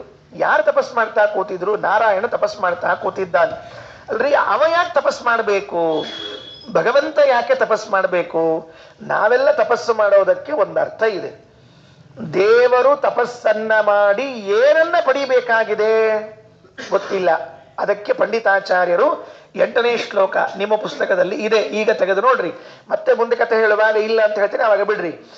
ಏನು ತಪಸ್ಸು ಮಾಡ್ತಾ ಕೂತಿದ್ದು ಅಂದ್ರೆ ಅತಿ ದುರ್ಜಗೇಂದ್ರಿಯ ಜಯಾದಿ ರೂಪಿಣ ತಪಸಾ ವಸಂತಮಿವ ಸಂತತಂ ವನೇ ನಿಜ ರೂಪಭೂತ ನಿರಪೇಕ್ಷ ನಿರ್ಮಲ ಪ್ರಚುರಾತ್ಮ ಸೌಖ್ಯರತಮಪ್ಯನಾರತಂ ಅತಿ ದುರ್ಜಗೇಂದ್ರಿಯ ಜಯಾದಿ ರೂಪಿಣ. ದೇವರು ಏನ್ ತಿಳಿಸ್ತಾ ಇದ್ದಾನೆ ಅಂತಂದ್ರೆ, ತಪಸ್ಸು ಮಾಡ್ತಾ ಇದ್ದಂತೆ ಮಾಡಿ ನಮಗೊಂದು ಪಾಠ ಹೇಳ್ತಾ ಇದ್ದಾನಂತೆ. ಈ ಇಂದ್ರಿಯ ನಿಗ್ರಹ ಅಂತಿದೆಯಲ್ಲ, ಇದನ್ನು ಮಾಡಿಕೊಳ್ಳುವುದು ಬಹಳ ಕಷ್ಟದ ಕೆಲಸ. ಏನಾದ್ರೂ ಮಾಡಿಬಿಡ್ಬಹುದಂತೆ, ಇಂದ್ರಿಯ ನಿಗ್ರಹವನ್ನು ಮಾತ್ರ ಮಾಡಿಕೊಳ್ಳಿಕ್ಕೆ ಆಗೋದಿಲ್ವಂತೆ. ನೋಡಿ ಎಷ್ಟು ಕಷ್ಟ ನಮ್ದೆಲ್ಲ. ಎಲ್ಲ ಮಾಡಿಬಿಡ್ತೇವಂತೆ, ಇಂದ್ರಿಯ ನಿಗ್ರಹವನ್ನು ಮಾತ್ರ ಮಾಡ್ಲಿಕ್ಕೆ ಆಗೋದಿಲ್ವಂತೆ. ಅಂದ್ರೆ ನಾರಾಯಣ ಮೂರ್ತಿ ರೂಪದಲ್ಲಿ ಭಗವಂತ ಏನು ಪಾಠ ಹೇಳಿಕೊಟ್ಟಿದ್ದಾನೆ ಜಗತ್ತಿಗೆ ಅಂದ್ರೆ, ನೀವೆಲ್ಲರೂ ಕೂಡ ಅತಿ ಕಷ್ಟದಿಂದ ಬ್ರಹ್ಮಚರ್ಯವನ್ನ ಪರಿಪಾಲನೆ ಮಾಡಿ ತಪಸ್ಸನ್ನ ಮಾಡಿ ನಿಮ್ಮ ಇಂದ್ರಿಯಗಳನ್ನ ನಿಗ್ರಹ ಮಾಡಿಕೊಳ್ಳ್ರಿ. ಯಾಕೆ ಅಂದ್ರೆ ಎಲ್ಲಿವರೆಗೆ ಇಂದ್ರಿಯಗಳ ನಿಗ್ರಹ ಆಗೋದಿಲ್ಲ ಅಲ್ಲಿವರೆಗೆ ನಿಮಗೆ ಸಾಧನಾ ಮಾರ್ಗ ಸಿಗೋದಿಲ್ಲ. ಇದು ಫಸ್ಟ್. ಓದ್ಲಿಕ್ಕೆ ಕೂತಾಗ 10 ಸರ್ತಿ ಕಾಫಿ ಕುಡಿತಿದ್ದ ಅಂತ ಇಟ್ಕೊಳ್ರಿ, ಓದ್ಲಿಕ್ಕೆ ಆಗ್ತದ? ವಿಚಾರ ಮಾಡಿ ನೋಡ್ರಿ. ಓದ್ಲಿಕ್ಕೆ ಕೂತಾಗ 10 ಸರ್ತಿ ಮೊಬೈಲ್ ಹಿಂಗಿಂಗ್ ಅಂತಿದ್ದ ಅಂದ್ರೆ ಓದ್ಲಿಕ್ಕೆ ಆಗ್ತದ? ಆಗೋದಿಲ್ಲ. ಅಂದ ಮೇಲೆ ಓದುವುದರಲ್ಲೇ ಬುದ್ಧಿ ಬರೋದಿಲ್ಲ, ಆ ಕಡೆ ಈ ಕಡೆ ಇಂದ್ರಿಯಗಳು ಹೋಗ್ತಿತ್ತು ಅಂದ್ರೆ ಇನ್ ದೇವರಲ್ಲಿ ಬುದ್ಧಿ ಬರ್ತದೆ ಅಂತ ಹೇಗೆ ಅನ್ಬೇಕು? ಬರೋದೇ ಇಲ್ಲ, ಚಾನ್ಸೇ ಇಲ್ಲ. ಆಗ ಇಂದ್ರಿಯ ನಿಗ್ರಹ ಮಾಡಿಕೊಳ್ಳೋದು ಸುಲಭ ಅಂತ ತಿಳಿಬೇಡ್ರಿ, ಅತಿ ದುರ್ಜಯ, ಅದು ಬಹಳ ಕಠಿಣ ಅಂತೆ. ಕಾಟಕ ಉಪನಿಷತ್ನಲ್ಲಿ ಹೇಳುವಾಗ ಇಂದ್ರಿಯಾಣಿ ಹಯಾನಾಹುಹು, ಇಂದ್ರಿಯಗಳು ಅಂದ್ರೆ ಏನು? ಕುದುರೆ ಅಂತ ಹೇಳ್ಯಾರ, ಬೇರೆ ಯಾವುದಕ್ಕೂ ಹೋಲಿಸಿಲ್ರಿ. ಇಂದ್ರಿಯ ಅಂದ್ರೆ ಏನ್ರಿ? ಅವು ಕುದುರಿ. ಆಚಾರ ಕುದುರೆ ಅಂದ್ರೆ ಏನ್ರಿ? ಅಷ್ಟು ಪರಿ ಒದರಿ ಒದರಿ ಹೇಳ್ತೀರಿ ನೀವು. ಕುದುರಿ ಕುದುರಿ ಅಂತ ಒದರಿ ಒದರಿ ಹೇಳಲಿಕ್ಕೆ ಏನ್ ಸಮಾಚಾರ ನಿಮ್ದು ಅಂದ್ರೆ, ಆ ಕುದುರೆ ಒಂದ್ ಕಡೆ ನಿಂತ ನಿಲ್ಲಂಗಿಲ್ರಿ. ಅದು ಎಂದೂ ಕುದುರೆ ನಿಲ್ಲಂಗಿಲ್ಲ. ನಿಂತದ ಅಂದ್ರೆ ಲಾಸ್ಟ್ ಡೇ ಅಂತ ಅರ್ಥ. ಲಾಸ್ಟ್ ಡೇ ಕುದುರೆ ಯಾವಾಗ ನಿಂತ್ಕೊಂಡಿತೋ ಆಗ ಅದರ ಮರಣ. ಹಾಗಾದ್ರೆ ಕುದುರೆ ಇದು ನಿಲ್ಲುವುದೇ ಇಲ್ಲ. ಕಟ್ಟಿ ಹಾಕಿದಾಗ ನೋಡ್ತಿರ್ಬೇಕು, ಬೇಕಾದ್ರೆ ಒಂದು ಕಾಲು ಎತ್ತಿರ್ತದೆ, ಒಂದು ಕಾಲು ಇಳಿಸ್ತಿರ್ತದೆ, ಕುತ್ತಿಗೆ ಹಿಂಗಳ್ನಾಡಿಸ್ತಿರ್ತದೆ, ಬಾಳ ಹಿಂಗಳ್ನಾಡಿಸ್ತಿರ್ತದೆ. ಸುಮ್ ಕೂಡ್ಲಿಕ್ಕೆ ಬರಂಗಿಲ್ರಿ. ಕೆಲವರು ಇರ್ತಾರೆ ನೋಡ್ರಿ, ಚಿಟಿ ಪಿಟಿ ಪಿಟಿ ಸುಮ್ ಕೂತ್ ಅಭ್ಯಾಸ ಇರಂಗಿಲ್ಲ. ಏನಾರ ಒಂದು ಮಾಡ್ತಿರೋದು, ಸುಮ್ ಕೂಡ್ಲಿಕ್ಕೆ ಬರೋದು. ಅವ್ರದಾರ ಎಳ್ಕೋ, ಇವ್ರದಾರ ಎಳ್ಕೋ, ಇವ್ರಿಗಾರ ಚೋಟು, ಅವ್ರಿಗಾರ ಹೊಡಿ. ಇದು ಕುದುರೆ ಸ್ವಭಾವ ಅಂತ ಅರ್ಥ ಇದಕ್ಕೆ. ಆ ಕುದುರೆ ಓಡ್ತದ, ಪಾಪ ಅದಕ್ಕೆ ಓಡ್ತಿರ್ತದ. ಅದು ಓಡೋ ಕಾಲಕ್ಕೆ ಯಜಮಾನ ಒಂದು ಅಪೇಕ್ಷೆ ಪಡ್ತಾನವನು, ಓಡ್ಬೇಕು ಸರಿ, ಎಲ್ಲಿ ಓಡ್ಬೇಕು ಅಲ್ಲೇ ಓಡ್ಬೇಕಲ್ಲ, ಎಲ್ಲೆಲ್ಲ ಓಡಿದ್ರೆ ಅದಕ್ಕೆ ಅವನ ಏನ್ ಮಾಡ್ತಾನೆ ಅಂದ್ರೆ ಹಿಂಗೆ ಹಾಕ್ಬಿಡ್ತಾನ ಅವನು ಮುಖೋಟ. ಅದಕ್ಕೆ ಹಿಂಗೆ ಹಾಕಿ ಏನ್ ಮಾಡ್ತಾನೆ ಅಂದ್ರೆ ಕುದುರೆ ಆ ಕಡೆ ಈ ಕಡೆ ಎಲ್ಲ ಹೋಗ್ಬಾರ್ದು, ಸರಿಯಾಗಿ ಹೋಗ್ಬೇಕು ಅಂತೇಳಿ. ಅದು ಎಷ್ಟು ಓಡ್ತದ್ರಿ, ಅದಕ್ಕೆ ಹಸಿವೆ ಆಗಂಗಿಲ್ಲೇನ್ ಮತ್ತೆ, ಅದಕ್ಕೆ ಬಾಯಿಗೊಂದು ಚೀಲ ಕಟ್ಬಿಟ್ಟಿರ್ತಾನವ. ಬಾಯಿಗೆ ಒಂದು ಚೀಲ, ಇದಕ್ಕೊಂದು ಇದು ಅಂದ್ರನ ಬರೋಬ್ಬರಿ ಹೋಗ್ತಿರ್ತದೆ. ಅಂದ್ರೆ ನಮ್ಮ ಇಂದ್ರಿಯಗಳೆಂಬ ಘೋಡ ಹೆಂಗದ ಅಂದ್ರೆ ಅದು ಆ ಕಡೆ ಈ ಕಡೆ ಆ ಕಡೆ ಈ ಕಡೆ ನೋಡ್ಕೋತಿರ್ತದೆ. ಅದಕ್ಕೆ ಆಹಾರ ತಿನ್ಕೋತಿರ್ತದಂತೆ. ಇದು ಬಹಳ ಡೇಂಜರ್ ರೀ ಇದು. ಇಂದ್ರಿಯಗಳೆಂಬ ಕುದುರೆಗಳಿಗೆ ಸದಾ ಆಹಾರ ಬೇಕು, ಮೇಯ್ತಾ ಇರಬೇಕು ಮೇಯ್ತಾ ಇರಬೇಕು ಮೇಯ್ತಾ ಇರಬೇಕು. ಒಂದ್ 5 ನಿಮಿಷ ಶಾಂತ ರೀತಿಯಿಂದ ಕಿವ್ಯಾಗ ಬಟ್ಟೆ ಹಾಕೊಂಡ್ ನೋಡ್ರಿ, ತೆಗಿಯೋದು ಮತ್ತೆ ಹಿಂಗೆ ಕೊಡೋದು. ನಮ್ಮ ಮನ್ಯಾಗ ಏನಿಲ್ಲ ಅಂದ್ರೆ ಬಾಜುಕಿನ ಮನ್ಯಾಗಿದ್ರೆ ಏನಾರ ಕೇಳಿಸ್ತಾ ಏನೋ ಅಂತ ಒಂದ್ ಸ್ವಲ್ಪ ಶಾಂತ ಮಾಡಿ, ಮನಿನ ಪೂರ್ಣ ಶಾಂತ ಮಾಡಿ ಬಾಜುಕಿನ ಮೇಲೆ ಕೇಳಿಸೋದು. ಯಾಕಂದ್ರೆ ಕಿವಿ ಸುಮ್ ಕೊಡಂಗೇ ಇಲ್ಲದು, ಕಣ್ಣು ಆ ಕಡೆ ಈ ಕಡೆ ಒಟ್ಟಾರೆ ಇಂದ್ರಿಯಗಳೇನು ಅಂದ್ರೆ ಇವು ಕುದುರೆಗಳು. ಅದಕ್ಕೆ ಆ ಇಂದ್ರಿಯ ನಿಗ್ರಹ ಮಾಡಿಕೊಳ್ಳೋದಿದೆಯಲ್ಲ, ಇದು ಬಹಳ ಕಠಿಣ ಕೆಲಸ. ಅತಿ ದುರ್ಜಯೇಂದ್ರಿಯ ಜಯಾದಿ ರೂಪಿಣ, ಅತಿ ದುರ್ಜಯ ಇಂದ್ರಿಯ ಜಯ. ಅದನ್ನ ಮಾಡ್ರಿ ಅಂತ ಅನ್ನೋದಕ್ಕಾಗಿ ದೇವರು ಹೇಳ್ಕೊಟ್ನಂತೆ ಈ ಪಾಠವನ್ನ. ಒಂದ್ ದಿವಸ ಕೃಷ್ಣ ರುಕ್ಮಿಣಿ ಇಬ್ಬರು ಮಾತಾಡ್ಕೋತಿದ್ರಂತ. ಕೃಷ್ಣ ರುಕ್ಮಿಣಿ ಇಬ್ಬರು ಕೂಡ ಒಂದ್ ದಿವಸ ಏಕಾಂತದಲ್ಲಿ ಮಾತಾಡ್ತಾ ಕೂತಿದ್ರಂತೆ. ಮಾತಾಡ್ತಾ ಕೂತಿರುವಾಗ ರುಕ್ಮಿಣಿ ದೇವಿನ ಕೃಷ್ಣ ಕೇಳಿದ್ನಂತೆ, ನೋಡು ಅವಸರ ಮಾಡಿ ನೀ ಲಗ್ನ ಮಾಡ್ಕೊಂಡ್ಬಿಟ್ಟಿ, ನನ್ನ ಸ್ವಲ್ಪ ನಿಧಾನಕ್ಕೆ ಮಾಡಿದ್ರೆ ಚಲೋ ವರ ಸಿಕ್ತಿದ್ವೋ ಏನೋ. ಕೃಷ್ಣ ಹೇಳಿದ್ರಿ, ಯಾವಾಗ ಹೇಳಿದ್ ಗೊತ್ತೇನ್ರಿ, ಮೊಮ್ಮಗ ಹುಟ್ಟಿದ್ರಿ. ಯಾವಾಗ ಮೊಮ್ಮಗ ಹುಟ್ಟಿದ್ದ, ಅನಿರುದ್ಧ ಹುಟ್ಟಿದ್ದ, ಅವತ್ತು ಹೇಳಿದ್ದಂತ ಒಂಚೂರು ನಿಧಾನ ಮಾಡಿದ್ದೆ ಚಲೋ ವರ ಸಿಕ್ತಿತ್ತು. ಕೆಲವು ಕನ್ಯೆಗಳು ಹಂಗ ಕೂತಿರ್ತಾವ್ರಿ, ಸ್ವಲ್ಪ ವೇಟ್ ಮಾಡೋಣಂತ, ಚಲೋ ವರ ಸಿಗ್ಬೋದು, ಚಲೋ ವರ ಸಿಗ್ಬೋದು ಅಂತ ಕಾಯ್ತಿರ್ತಾರಂತ. ಸಿಗ್ತಾವ ಚಲೋ ವರ ಅಪ್ಪ ಅಷ್ಟೇ, ವರನ ಅಪ್ಪ ಸಿಗ್ತಾವ, ವರ ಸಿಗೋದಿಲ್ಲ ಅವಾಗ. ಅದೆಲ್ಲ ಬಹಳ ಕಠಿಣದ ಇರ್ಲಿ. ಅಲ್ಲಿ ಏನಾಯ್ತು ಅಂದ್ರೆ ಕೃಷ್ಣ ಒಂದ್ ಮಾತು ಹೇಳಿದಂತ, ಯಾಕೆ ಹಿಂಗಂತ ಇದ್ದೀರಿ ಅಂತ ರುಕ್ಮಿಣಿ ಕೇಳಿದಂತೆ. ಅಲ್ಲ, ನೀವೇ ಇಷ್ಟು ಚಲೋ ವರ ಇದ್ದೀರಿ, ನಿಮ್ಮಂಥ ವರ ಬಿಟ್ರೆ ಇನ್ಯಾರು ಸಿಗಬೇಕು ಹೇಳ್ರಿ ನೋಡೋಣ ಅಂತ ಗಂಡಂಗ ಅಲ್ಲಂತ. ಯಾವಾಗ್ಲೂ ಎಲ್ಲಾ ಹೆಣ್ಣಂದ್ರೆ ಹಿಂಗೆ ಅಂತಿರ್ತಾವ್ರಿ ಗಂಡಂದ್ರ ಮುಂದೆ, ನಿಮ್ಮಂಥ ವರ ಎಲ್ಲಿ ಸಿಗ್ತಾವ ಜಗತ್ನ್ಯಾಗ, ನಿಮ್ಮನ್ ಇನ್ನೇನ್ ಮಾಡ್ಲಿಕ್ಕೆ ಬರಂಗಿಲ್ರಿ ಅವ್ರಿಗೆ. ಅದಕ್ಕೆ ಇದ ಒಂದ್ ಏನಾಗ ಉಳ್ಕೊಂಡಿರ್ತದ. ಬಿಟ್ಟು ಹೋಗ್ಲಿಕ್ಕೆ ಬರ್ತಿದ್ವು ಅಂದ್ರೆ ಇವ್ಯಾಕೆ ಅನ್ಕೋತ್ ಕೊಡ್ತಿದ್ವಿ, ಎಲ್ಲರ ಸುಮ್ಕೂಡ್ ಶಾಣೆ ಇದ್ದಿ ಅಂತ ಹೇಳಿ ಹೋಗ್ತಿದ್ವು. ಈಗ ಅನ್ನ ಬೇಕಾಗ್ತದ, ನಿಮ್ಮಂಥವ್ರು ಎಲ್ಲಿದ್ದಾರ, ನಿಮ್ಮಂಥವ್ರು ಎಲ್ಲಿದ್ದಾರಂತೆ ಪ್ರಶ್ನೆ ಅವ್ರದ್ದು. ನಾವು ಹೋಗ್ಲಿಕ್ಕೆ ತಿಳ್ಕೊಂಡಿರ್ತೀವಿ ನಿಮ್ಮಂಥವ್ರು ಎಲ್ಲಿದ್ದಾರ ಅಂತೇಳಿ. ಹಿಂಗಾಗಿ ಅದೇನಾಯ್ತು ಅಂದ್ರೆ ಹಿಂಗ್ಯಾಕಂತೀರಿ, ಎಷ್ಟು ಚಲೋ ಇದ್ದೀರಿ ಅಂತ. ನಾವೇನ್ ಚಲೋ ಇದ್ದೀವಿ, ಬಲವದ್ಭಿಹಿ ಕೃತದ್ವೇಷಾಹ ಪ್ರಾಯಸ್ತ್ಯಕ್ತ ರಪಾಸನಾಹ. ನೋಡು, ನಾವೆಲ್ಲ ಬಲಿಷ್ಠರಿಂದ ಅಂಜಿಕೊಂಡು ಸಮುದ್ರದ ಮಧ್ಯದಲ್ಲಿ ಮನೆ ಮಾಡಿಕೊಂಡು ಕೂತ್ಬಿಟ್ಟಿದ್ದೇವೆ. ನಮ್ಮ ಪರಿಸ್ಥಿತಿ ನೋಡು. ಬಲವದ್ಭಿಹಿ ಕೃತದ್ವೇಷಾಹ ಪ್ರಾಯ ತ್ಯಕ್ತ ನೃಪಾಸನಾಹ. ನಮಗೆ ರಾಜ್ಯಾಧಿಕಾರ ಇಲ್ಲ, ನಾವು ಜರಾಸಂಧ ಮೊದಲಾದವರಿಂದ ಅಂಜಿದ್ದೇವೆ. ಅಂಜಿ ಯಾರೂ ನಮಗೇನ್ ಮಾಡಬಾರದು ಅಂತ ಹೇಳಿ ಸಮುದ್ರದ ಮಧ್ಯದಲ್ಲಿ ಒಂದು ಊರು ಕಟ್ಟಿಕೊಂಡಿದ್ದೇವೆ. ಇಂಥ ಅಂಜುಬುರುಕರು ಬಲಶಾಲಿಗಳಿಂದ ದ್ವೇಷ ಮಾಡಿಸಿಕೊಳ್ಳುವಂತಹ ನಮ್ಮವರನ್ನ ನೀನ್ ಯಾಕೆ ಕಟ್ಕೊಂಡಿ, ನನ್ನಂಥವನ್ ಯಾಕೆ ಕಟ್ಕೊಂಡಿ ನೀನು ಅಂತ ಕೇಳಿದಾಗ ರುಕ್ಮಿಣಿ ದೇವರು ಏನು ಉತ್ತರ ಕೊಟ್ಟಿರ್ಬೇಕು ಹೇಳಿ ನೋಡಂತ. ಯಾರಿಗೂ ಹಂಗೆ ಅನಿಸ್ಬೇಕು, ಹೌದಲ್ಲೂ ಹೌದು ಖರೇ ಅದ, ಎಲ್ಲಾರ ಜೊತೆ ಜಗಳ ಮಾಡ್ಕೊಂಡು ರಗಳಿ ಮಾಡ್ಕೊಂಡು ಯಾರೇನ್ ಮಾಡಬಾರ್ದು ಅಂತ ಬಂದು ಕೂತಾರ ಅಂತ ತಿಳ್ಕೊಂಡಂದ್ರೆ. ಅದಕ್ಕೆ ರಾಜರು ಸರಸ ಭಾರತಿ ವಿಲಾಸದಲ್ಲಿ ಹೇಳುವಾಗ ಒಂದು ಮಾತಂತಾರೆ, ಕರೆಕ್ಟು. ರುಕ್ಮಿಣಿ ಹೇಳಿದ್ದಂತ, ಎಷ್ಟು ಚಂದ ಹೇಳಿರಿ ನೀವೆಲ್ಲರ ಅಲ್ಲಂತ, ಬಹಳ ಚಂದ ಹೇಳಿರಿ. ಯಾಕೆ ಗೊತ್ತಾ, ಬಲವದ್ಭಿಹಿ ಕೃತದ್ವೇಷ ವಯಮಿತ್ಯುದಿತೇ ಸತಿ. ಬಲಶಾಲಿಗಳಿಂದ ನಾವು ದ್ವೇಷ ಮಾಡಿಕೊಳ್ಳಲ್ಪಟ್ಟವರು ಅಂತ ಇಷ್ಟು ಹೇಳಿದ ಮಾತ್ರಕ್ಕೆ ಹೆಂಡತಿ ಹೇಳಿದಂತೆ, ಹೌದು. ಯಾರು ಗೊತ್ತಾ ಬಲಶಾಲಿಗಳು, ಯಾರಿಂದ ನೀವು ದ್ವೇಷ ಮಾಡಿಸಿಕೊಂಡಿದ್ದೀರಿ ಗೊತ್ತಾ, ಬಲವಾನ್ ಇಂದ್ರಿಯ ಗ್ರಾಮ ವಿದ್ವಾಂಸಮಪಿ ಕರ್ಷತಿ. ಇಂದ್ರಿಯಗಳೇನಿವೆ ಅಲ್ಲ ಇವು ಭಾರೀ ಬಲಿಷ್ಠ ಅಂತೆ. ಯಾಕೆ ಗೊತ್ತಾ, ವಿದ್ವಾಂಸಮಪಿ ಕರ್ಷತಿ. ಎಂತಹ ಜ್ಞಾನಿಗಳಿಗೂ ಕೂಡ ಈ ಇಂದ್ರಿಯಗಳು ಏನ್ ಮಾಡ್ತಾವೆ ಅಂತಂದ್ರೆ ಕಸಗಿ ಹೊಡೆಸ್ತವಂತೆ, ಕೆಳಗೆ ಹಾಕ್ತವಂತೆ. ಎಷ್ಟೇ ಜ್ಞಾನ ಇರ್ಲಿ, ಎಷ್ಟೇ ಎಚ್ಚರ ಇರ್ಲಿ, ಅವ್ರನ್ನ ಒಂದಿಲ್ಲ ಒಂದ್ ದಿವಸ ಕೆಳಗೆ ಹಾಕ್ತದಂತೆ. ಒಂದ್ ದಿವಸ ವೇದವ್ಯಾಸರು ಹಿಂಗೆ ಪಾಠ ಹೇಳ್ತಾ ಇದ್ರಂತೆ. ಪಾಠ ಹೇಳ್ತಾ ಕೂತಿರುವಾಗ ಈ ಶ್ಲೋಕ ಬರೆದ್ರಂತೆ, ಬಲವಾನ್ ಇಂದ್ರಿಯ ಗ್ರಾಮ ವಿದ್ವಾಂಸಮಪಿ ಕರ್ಷತಿ ಅಂತ ಬರೆದ್ರಂತೆ. ಎದುರಿಗೆ ಕೂತ ವೈಶಂಪಾಯನಾಚಾರ್ಯರು, ಜೈಮಿನ್ಯಾಚಾರ್ಯರು, ಔಡುಲೋಮಿ ಕಾಸಕೃಷ್ಣಾಚಾರ್ಯರು ಸ್ವಲ್ಪ ಸಪ್ಪು ಮುಖ ಮಾಡಿದ್ರಂತೆ. ಆ ಮುಖ ನೋಡಿ ವ್ಯಾಸರಂದ್ರಂತೆ, ಯಾಕ್ರಪ್ಪ ಏನ್ ಅಭಿಪ್ರಾಯ ನಿಮ್ದು ಅಂದ್ರಂತ. ಇಲ್ಲ ನೀವು ಸ್ವಲ್ಪ ಶ್ಲೋಕ ಚೇಂಜ್ ಮಾಡ್ಬೇಕು ಅಂದ್ರಂತ. ಏನ್ ಚೇಂಜ್ ಮಾಡ್ಬೇಕು? ಬಲವಾನ್ ಇಂದ್ರಿಯ ಗ್ರಾಮ ವಿದ್ವಾಂಸಂ ನಾಪಕರ್ಷತಿ. ಬಲಿಷ್ಠ ಇದ್ರೂ ಕೂಡ ವಿದ್ವಾಂಸರನ್ನ ಏನ್ ಮಾಡೋದಿಲ್ಲ, ಜ್ಞಾನಿಗಳನ್ನ ಏನ್ ಮಾಡೋದಿಲ್ಲ ಅಂತ ನೀವು ಬರೀಬೇಕು ಪಾಠದಲ್ಲಿ ಅಂತಂತೆ. ವೇದವ್ಯಾಸ ದೇವರ ಬತ್ತು ಪಾಠ ಅಲ್ಲಿಗೆ ಮುಗಿಸಿದ್ರಂತೆ. ಇತಿ ಶ್ರೀ ಕೃಷ್ಣಾರ್ಪಣ. ಯಾಕೆ ಪಾಠ ನಿಲ್ಲಿಸಿರಿಲ್ಲ? ಈ ಸಾಲು ಹಿಂಗೆ ಇಟ್ಟಿರ್ತೀನಿ. ಬಲವಾನ್ ಇಂದ್ರಿಯ ಗ್ರಾಮ ವಿದ್ವಾಂಸಮಪಿ ಕರ್ಷತಿ. ಬಲಿಷ್ಠವಾದ ಇಂದ್ರಿಯಗಳು ವಿದ್ವಾಂಸರನ್ನು ಸೆಳೆತಕ್ಕೆ ಹಾಕ್ತವೆ ಅನ್ನೋದು ಹಿಂಗೆ ಇಟ್ಟಿರ್ತೀನಿ. ನಾಳೆ ನೀವು ಪಾಠಕ್ಕೆ ಕೂಡೋ ಹೊತ್ತಿಗೆ ಏನಾದರೂ ಚೇಂಜ್ ಆಗಿದ್ರೆ ಚೇಂಜ್ ಮಾಡ್ತೀರಿ ಅಂತ ಇಷ್ಟು ಹೇಳಿದ್ರಂತ. ಎಸ್, ಹೋದ್ರು. ಎಲ್ಲರೂ ಹೋದ್ರು. ಪಾಠ ಮುಗಿಸ್ಕೊಂಡು ಕೂಡಲೇ ಸ್ನಾನಕ್ಕೆ ಹೋಗ್ತಿದ್ರು ಅಂತ. ಪಾಠ ಆದ್ಮೇಲೆ ಸ್ನಾನಕ್ಕೆ ಹೋಗೋ ಸಂಪ್ರದಾಯ ಇತ್ರಿ. ಕೆಲವಂತಿರ್ತಾ ನೋಡ್ರಿ, ಆಚಾರ ನೀವು ಬಂದಿರಲ್ಲ, ಇನ್ನು ಸ್ನಾನಕ್ಕೆ ಹೋಗ್ತೀವಿ ಅಂದ್ರೆ ಏನ್ ಅರ್ಥ? ಅದಕ್ಕೆ ನಿಮ್ಮನ್ನು ನೋಡೀವಿ, ಇನ್ನು ಸ್ನಾನ ಮಾಡೋದು ಕೂಡ ಅರ್ಥ. ಕೆಲವು ಹೇಳ್ತಿರ್ತಾರೆ, ಆಚಾರ ಸಂತೋಷ ಆತ್ರಪ್ಪ ನೀವು ಬಂದ್ರಿ, ಇನ್ನು ಸ್ನಾನಕ್ಕೆ ಹೋಗ್ತೀವಿ ಅಂತಂದ್ರೆ ನಿಮ್ ಮುಖ ಹಿಡಿದ್ರೆ ಸ್ನಾನ ಮಾಡ್ಬೇಕು ಅಂತ ಅರ್ಥ. ಅದಕ್ಕೆ ಸ್ನಾನಕ್ಕೆ ಹೋದ್ರಂತವ್ರು.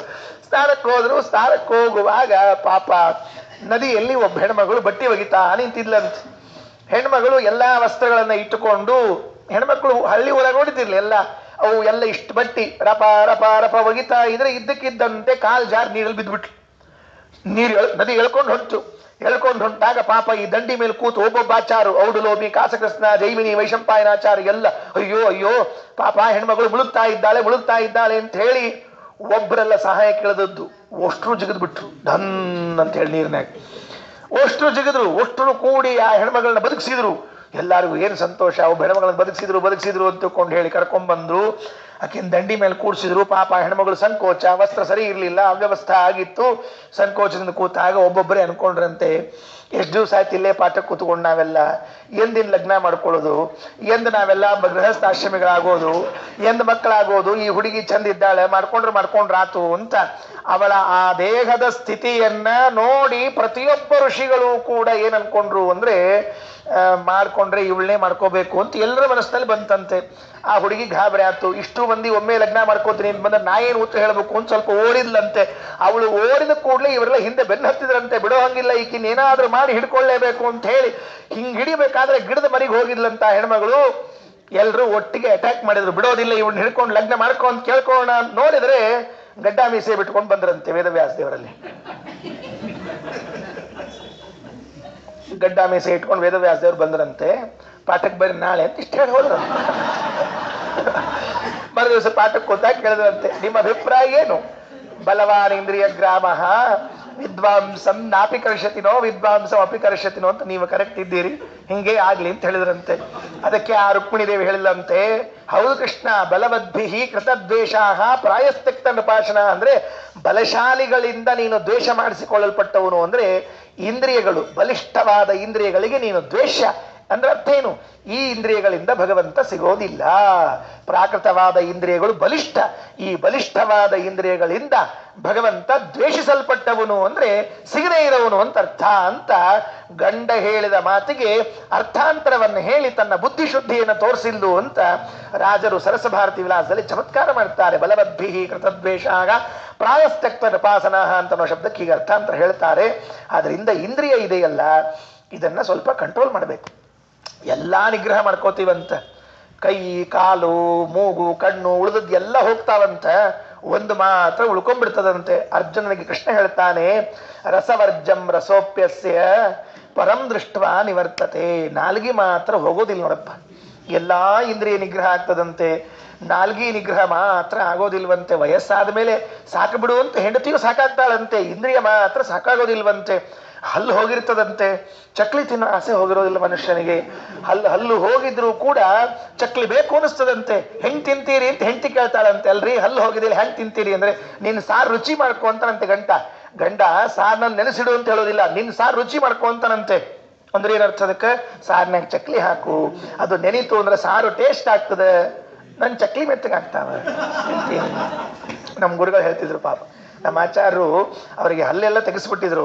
ಹಲ್ಲು ತೆಗೆಸಿದಾಗ ಊಟಕ್ಕೆ ಕೂತಾಗೆಲ್ಲ ನಮ್ಮ ಆಚಾರ್ಯರು ಹೇಳ್ತಿರ್ಬೇಕು, ತಮ್ಮ ಇವತ್ತು ಸಾರು ರುಚಿ ಮಾಡ್ತೀನಿ ನೋಡ ಅನ್ಬೇಕು. ನಾ ಅಂದ್ರೆ ಸಾರೇನು ನೀವೇನ್ ಮಾಡ್ತೀರಿ ಆಚಾರ ಅಂದೆ. ನಾನು ಅಡಿಗೆ ಮಾಡಿದವ್ರು ನೀವಲ್ಲ ಏನಲ್ಲ, ನಮ್ಮ ಅವು ಮನೆಯಾಳೆ ಅಕ್ಕಿ ಮಾಡಿದ ಅಡಿಗೆ ನೀವೇನ್ ರುಚಿ ಮಾಡ್ತೀರಿ ಅಂತ ಕೇಳಿದ್ರೆ ಅದಕ್ಕೆ ಹೇಳ್ಬೇಕು, ತಡಿ ಬಾಯಿ ಅಂತ ಕರಿಬೇಕು. ನಮ್ಮ ಆಚಾರ ಮನೆಯವ್ರ ಗುರುಪತ್ನಿ ಕರೆದು, ನೋಡು ಅವು ಚಕ್ಲಿ ನೋಡು ಅವನ್ನೆಲ್ಲ ನೀನು ಸಾರಾಗ ಹಾಕಿಬಿಡು. ಯಾಕೆ ಒಗ್ಗರಣೆ ಹಾಕಿದ ಹೆಂಗೆ ಸಾರು ರುಚಿ ಆಗ್ತಲ್ಲ ಹಂಗೆ ಚಕ್ಲಿ ಹಾಕಿದ ರುಚಿ ಆಗ್ತದೆ ಅಂತ ಅವ್ರು ನಮ್ಮ ಗುರುಪತ್ನಿ ಹೇಳ್ಬೇಕು. ಗೊತ್ತದ ಹಲ್ ತೆಗಿಸ್ಕೊಂಬಂದಿರಿ ಗೊತ್ತ ಸುಮ್ಕೊಡ್ರಿ ಅಂತ ಹೇಳ್ಬೇಕು. ಅಂದರೆ ಆ ನಾಲಿಗೆಯ ಚಾಪಲ್ಯ ಅಂತ ಅನ್ನೋದು ಹೋಗೋದಿಲ್ಲ ಮನುಷ್ಯನಿಗೆ. ಎಲ್ಲ ಬಿಟ್ಟಿರ್ತೀವಿ, ಕೊನೆಗೆ ಇನ್ನೂ ಸಾಯೋ ದಿವಸನು ಚಟ್ನಿ ಹಾಕೋ ಒಂಚೂರು ರುಚಿಯಾಗಿದ್ದಿಲ್ಲ ನೋಡ, ಚೂರು ಚಟ್ನಿ ಒಳಗೆ ಮೆಣಸಿನಕಾಯಿ ಕಡಿಮೆ ಅನಿಸ್ತು ಅಂತಾನೆ. ಸತ್ತ ಹೋಗ್ಲಿಕ್ಕೆ ಬಗಲ ಚಟ್ನಿ ತಿಂದ್ರೆ ಹೋಗಿ ಸತ್ತ ಹೋಗೋದು ಏನ್ ಕೆಲಸ ಬಿಡುದಿಲ್ಲ. ರಸವರ್ಜಂ ರಸೋಪ್ಯಸ್ಯ ಪರಂ ದೃಷ್ಟ್ವಾ ನಿವರ್ತತೆ. ಅಂತೂ ಇಂತೂ ಅತಿ ದುರ್ಜಯೇಂದ್ರಿಯ ಜಯಾದಿ ರೂಪಿಣ ತಪಸಾ ವಸಂತಮಿವ ಸಂತತಂ ವನೆ ನಿಜ ರೂಪಭೂತ ನಿರಪೇಕ್ಷ ನಿರ್ಮಲ ಪ್ರಚುರಾತ್ಮ ಸೌಖ್ಯರಥಮಪ್ಯನಾರತಂ. ಅಲ್ಲಿಗೆ ತಪಸ್ಸು ಮಾಡ್ತಾ ಕೂತಿದ್ದಾಗ ಇಂದ್ರದೇವರು ನೋಡಿದ್ರಂತೆ. ಓಹೋ, ಇವರು ನನ್ನ ಸ್ವರ್ಗವನ್ನ ಕಬಳಿಸ್ಬೇಕು ಅಂತ ಇಟ್ಕೊಂಡಿದ್ದಾರೆ ಅಂತ ಹೇಳಿ ಎಲ್ಲರನ್ನ ಕಳಿಸಿದ್ರಂತೆ. ಪಾಪ ಎಲ್ಲರೂ ಬಂದ್ರು. ಬಂದಾಗ ಕುಣಿದು ಕುಪ್ಪಳಿಸಿ ಎಲ್ಲ ಮಾಡಿದ್ರಂತೆ. ಕೈ ಕಾಲೆಲ್ಲ ಸುಸ್ತಾಗಿ ಹೋಯ್ತು. ಅದೇನು ಅವರೇನು ಕಣ್ ಬಿಡ್ಲಿಲ್ಲ, ಕಣ್ಣು ಬಿಡ್ಲಿಲ್ಲ. ಎರಡೂ ಪರಿಸ್ಥಿತಿ ಇತ್ತು. ಕಣ್ ಬಿಡೋದು ಅಂದ್ರೆ ಒಂದರ್ಥ, ಕಣ್ ಬಿಡೋದು ಅಂದ್ರೆ ಮತ್ತೊಂದು ಅರ್ಥ. ಅದೇ ನಾರಾಯಣ ದೇವರೇನು ಕಣ್ಣು ಬಿಡ್ಲಿಲ್ಲ ಈ ಹುಡುಗಿಯರ್ ನೋಡಿ ಇವ್ರು ನೋಡಿ, ಅವರೇ ಕಣ್ ಬಿಟ್ರಂತೆ, ಸುಸ್ತಾಗಿ ಹೋಯ್ತು. ನಾರಾಯಣ ದೇವ್ರು ಕರೆದ್ರಂತೆ, ಗೃಹೀತನೋ ಬಲಿಮಶೂನ್ಯಮಿಮಂ ಕುರುಧ್ವಂ, ಬರ್ರಿ ಬರ್ರಿ ಕೂಡ್ರಿ ಅಂತ ಹೇಳಿ ಅವ್ರನ್ನೇ ಕೂಡಿಸಿ ಒಂದು ಸ್ವಲ್ಪ ಹಾಲು ಹಣ್ಣೆಲ್ಲ ಕೊಟ್ರಂತೆ. ಯಾಕೆ ಎಷ್ಟೊತ್ತು ಕುಣದೀರಿ, ಕಾಲು ನೋಯಿಸಿರ್ತದೆ ನಿಮ್ದೆಲ್ಲ ಅಂತ. ಅವರೆಲ್ಲ ನಾಚಿಕೆಯಿಂದ ತಲೆ ತೆಳಗೆ ಹಾಕಿ ಕ್ಷಮಾಪಣೆ ಅಂದ್ರು. ಯಾಕೆ? ನಿನ್ನ ಮನಸ್ಸನ್ನ ಕೆಡಿಸಬೇಕು ಅಂತ ಇಂದ್ರ ಕಳಿಸಿದ್ದಾನಲ್ಲ. ಬುದ್ಧಿ ಇಲ್ಲ ಇಂದ್ರನಿಗೆ, ಎಂಥ ತಪ್ಪು ಕೆಲಸ ಮಾಡಿದ ಇಂದ್ರ. ಸ್ವಾಮಿ ಇಲ್ಲೊಂದು ಮಾತು ಹೇಳ್ತಾರೆ, ಇಲ್ಲಿ ಆ ದೇವತೆಗಳೆಲ್ಲ ನಾರಾಯಣನ ಸ್ತೋತ್ರ ಮಾಡಿದ್ದಾರೆ. ಆಗ ಒಂದು ಮಾತು, ತ್ವಾಂ ಸುನ್ವತಾಂ ಸುರಕೃತ ಭಗವಂತರಾಯ. ಯಾವಾಗ ನಾವು ದೇವರ ಆರಾಧನೆಯನ್ನ ಮಾಡಲಿಕ್ಕೆ ಪ್ರಾರಂಭ ಮಾಡ್ತೀವಲ್ಲ, ಆಗ ದೇವತೆಗಳು ವಿಘ್ನವನ್ನ ಉಂಟು ಮಾಡ್ತಾರಂತೆ. ಇದು ಪಾಠ ಅಂತ, ಇದು ತಿಳ್ಕೊಳ್ಬೇಕು ಅಂತಾರೆ ಭಾಗವತದಲ್ಲಿ. ನಾರಾಯಣ ದೇವರು ತಪಸ್ಸಿಗೆ ಕುಳಿತಾಗ ದೇವತೆಗಳು ವಿಘ್ನ ಮಾಡಿದ್ರಲ್ಲ, ಅದರ ಅರ್ಥವನ್ನೇ ಹೇಳ್ತಾ ಇದ್ದಾರೆ. ಈಗ ದೇವತೆಗಳೆಲ್ಲ ವ್ಯಾಖ್ಯಾನ ಮಾಡ್ತಾರೆ. ಯಾರು ದೇವರ ಪೂಜೆಯನ್ನ ಮಾಡಬೇಕು ಅಂತ ಕೂಡ್ತಾರೋ, ದೇವರ ಆರಾಧನೆಯನ್ನು ಮಾಡಬೇಕು ಅಂತ ಕೂಡ್ತಾರೋ, ಅವರಿಗೆ ದೇವತೆಗಳು ವಿಘ್ನವನ್ನು ಒದಗಿಸ್ತಾರಂತೆ. ಸಹಾಯ ಒದಗಿಸೋದಲ್ಲ, ವಿಘ್ನ ತಂದು ಕೊಡ್ತಾರಂತ. ಏನ್ರಿ ಆಚಾರ ಉಲ್ಟಾ ಹೇಳಿಕತ್ತೀರಿ, ಇಷ್ಟು ದಿವಸ ನೀವು ಹಿಂಗ್ ಹೇಳಿದ್ರಿ ಮತ್ತಿವತ್ತು ಹಿಂಗ್ ಹೇಳಿಕತ್ತಿರಲ್ಲ ಅಂದ್ರೆ ಹಂಗೂ ಹೌದು ಹಿಂಗೂ ಹೌದು. ದೇವತೆಗಳು ಯಾಕೆ ವಿಘ್ನ ಮಾಡ್ತಾರೆ ಅಂದ್ರೆ, ನೋಡೋಣಂತೆ ಇವನು ವಿಘ್ನಗಳನ್ನ ಮೀರಿಯೂ ನಿನ್ನ ಆರಾಧನೆಯನ್ನು ಮಾಡ್ತಾನ ಅಂತ ನೋಡೋಣ ಅಂತಾರಂತೆ. ನಾವೆಲ್ಲ ದೇವರ ಆರಾಧನೆಯನ್ನು ಮಾಡುವಾಗ ವಿಘ್ನಗಳು ಎದುರಾಗ್ತವೆ, ಹೆಜ್ಜೆಗೆ ವಿಘ್ನಗಳಾಗ್ತದೆ. ಅದಕ್ಕೆ ದೃಷ್ಟಾಂತ ಯಾವುದು ಗೊತ್ತಾ?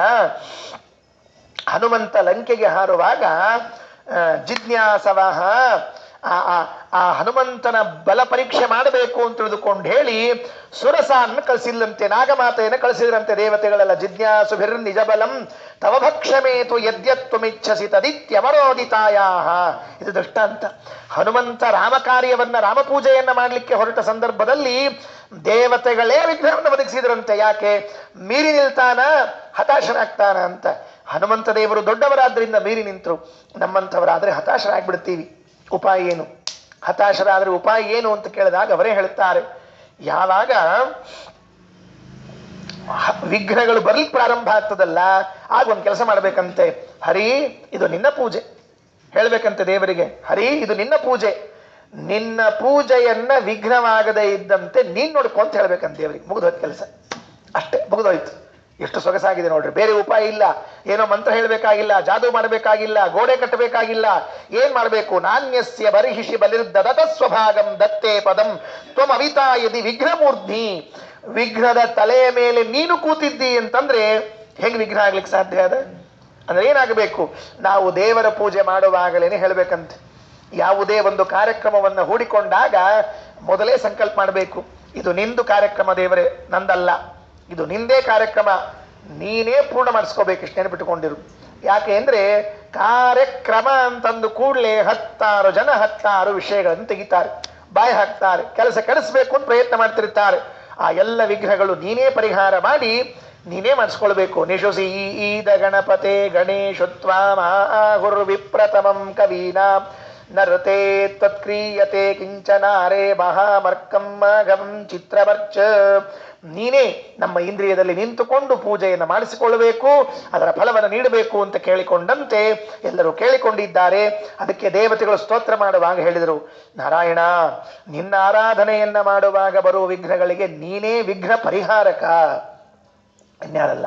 ಅದಕ್ಕೆ ಎಲ್ಲರೂ ಏನ್ ಮಾಡ್ತಾರೆ ಅಂದ್ರೆ, ಪ್ರಾರಂಭ ಮಾಡುವಾಗಲೇನೆ ಶುಕ್ಲಾಂಬರಧರಂ ವಿಷ್ಣುಂ ಶಶಿವರ್ಣಂ ಚತುರ್ಭುಜಂ ಪ್ರಸನ್ನವದನಂ ಧ್ಯಾಯೇತ್ ಸರ್ವ ವಿಘ್ನೋಪಶಾಂತಯೇ. ನೋಡ್ರಿ, ಇದು ಪ್ರಾರಂಭ. ಇದು ನಾವು ಮಾಡುವಾಗ ದೇವರನ್ನ ಕೇಳ್ಕೊಳ್ಬೇಕು. ಶುಕ್ಲಾಂಬರಧರಂ ವಿಷ್ಣುಂ ಶಶಿವರ್ಣಂ ಚತುರ್ಭುಜಂ ಪ್ರಸನ್ನವದನಂ ಧ್ಯಾಯೇತ್ ಸರ್ವ ವಿಘ್ನೋಪಶಾಂತಯೇ ಅಂತ, ಎಲ್ಲ ವಿಘ್ನಗಳನ್ನು ಪರಿಹಾರ ಮಾಡಿ ಮಾಡು ಅಂತ ಹೇಳಿದರು. ಇದಾದ ಮೇಲೆ ಸ್ತೋತ್ರ ಆಯಿತು. ಸ್ತೋತ್ರ ಆದ ಮೇಲೆ ದೇವರು ಹೇಳಿದ್ದಂತೆ, ನೀವೆಲ್ಲ ಪಾಪ ಕುಣಿದಿದ್ದೀರಿ, ಕುಪ್ಪಳಿಸಿದಿರಿ, ಬಹಳ ಚೆನ್ನಾಗಿದೆ, ಸಂತೋಷ. ನನ್ನಲ್ಲಿ ಇರುವಂತಹ ಕೆಲವು ಸ್ತ್ರೀಯರನ್ನು ನೋಡ್ತೀರಾ ಅಂದ್ರಂತೆ. ನಿನ್ನಲ್ಲಿದ್ದಾರೆ ಸ್ತ್ರೀಯರು ಅಂದ್ರು. ನೋಡು ಅಂತ ತನ್ನ ರೂಪವನ್ನು ತೋರಿಸಿದಾಗ ಅವನಲ್ಲಿ ಸೇವೆಗಾಗಿ ನೂರಾರು ಸಾವಿರಾರು ಸ್ತ್ರೀಯರು, ಪರಮ ಸುಂದರಿಯರು ನಿಂತುಕೊಂಡಿದ್ದಾರೆ ಸೇವೆ ಮಾಡುವುದಕ್ಕಾಗಿ. ತೋರಿಸಿದ, ನೋಡ್ರಿ ಇಲ್ಲಿ ನನ್ನಲ್ಲಿ ಇದ್ದ ಸೇವೆಗಾಗಿ ಇದ್ದವ್ರನ್ನು ಅಂತ. ಎಲ್ಲರೂ ನೋಡಿದರು.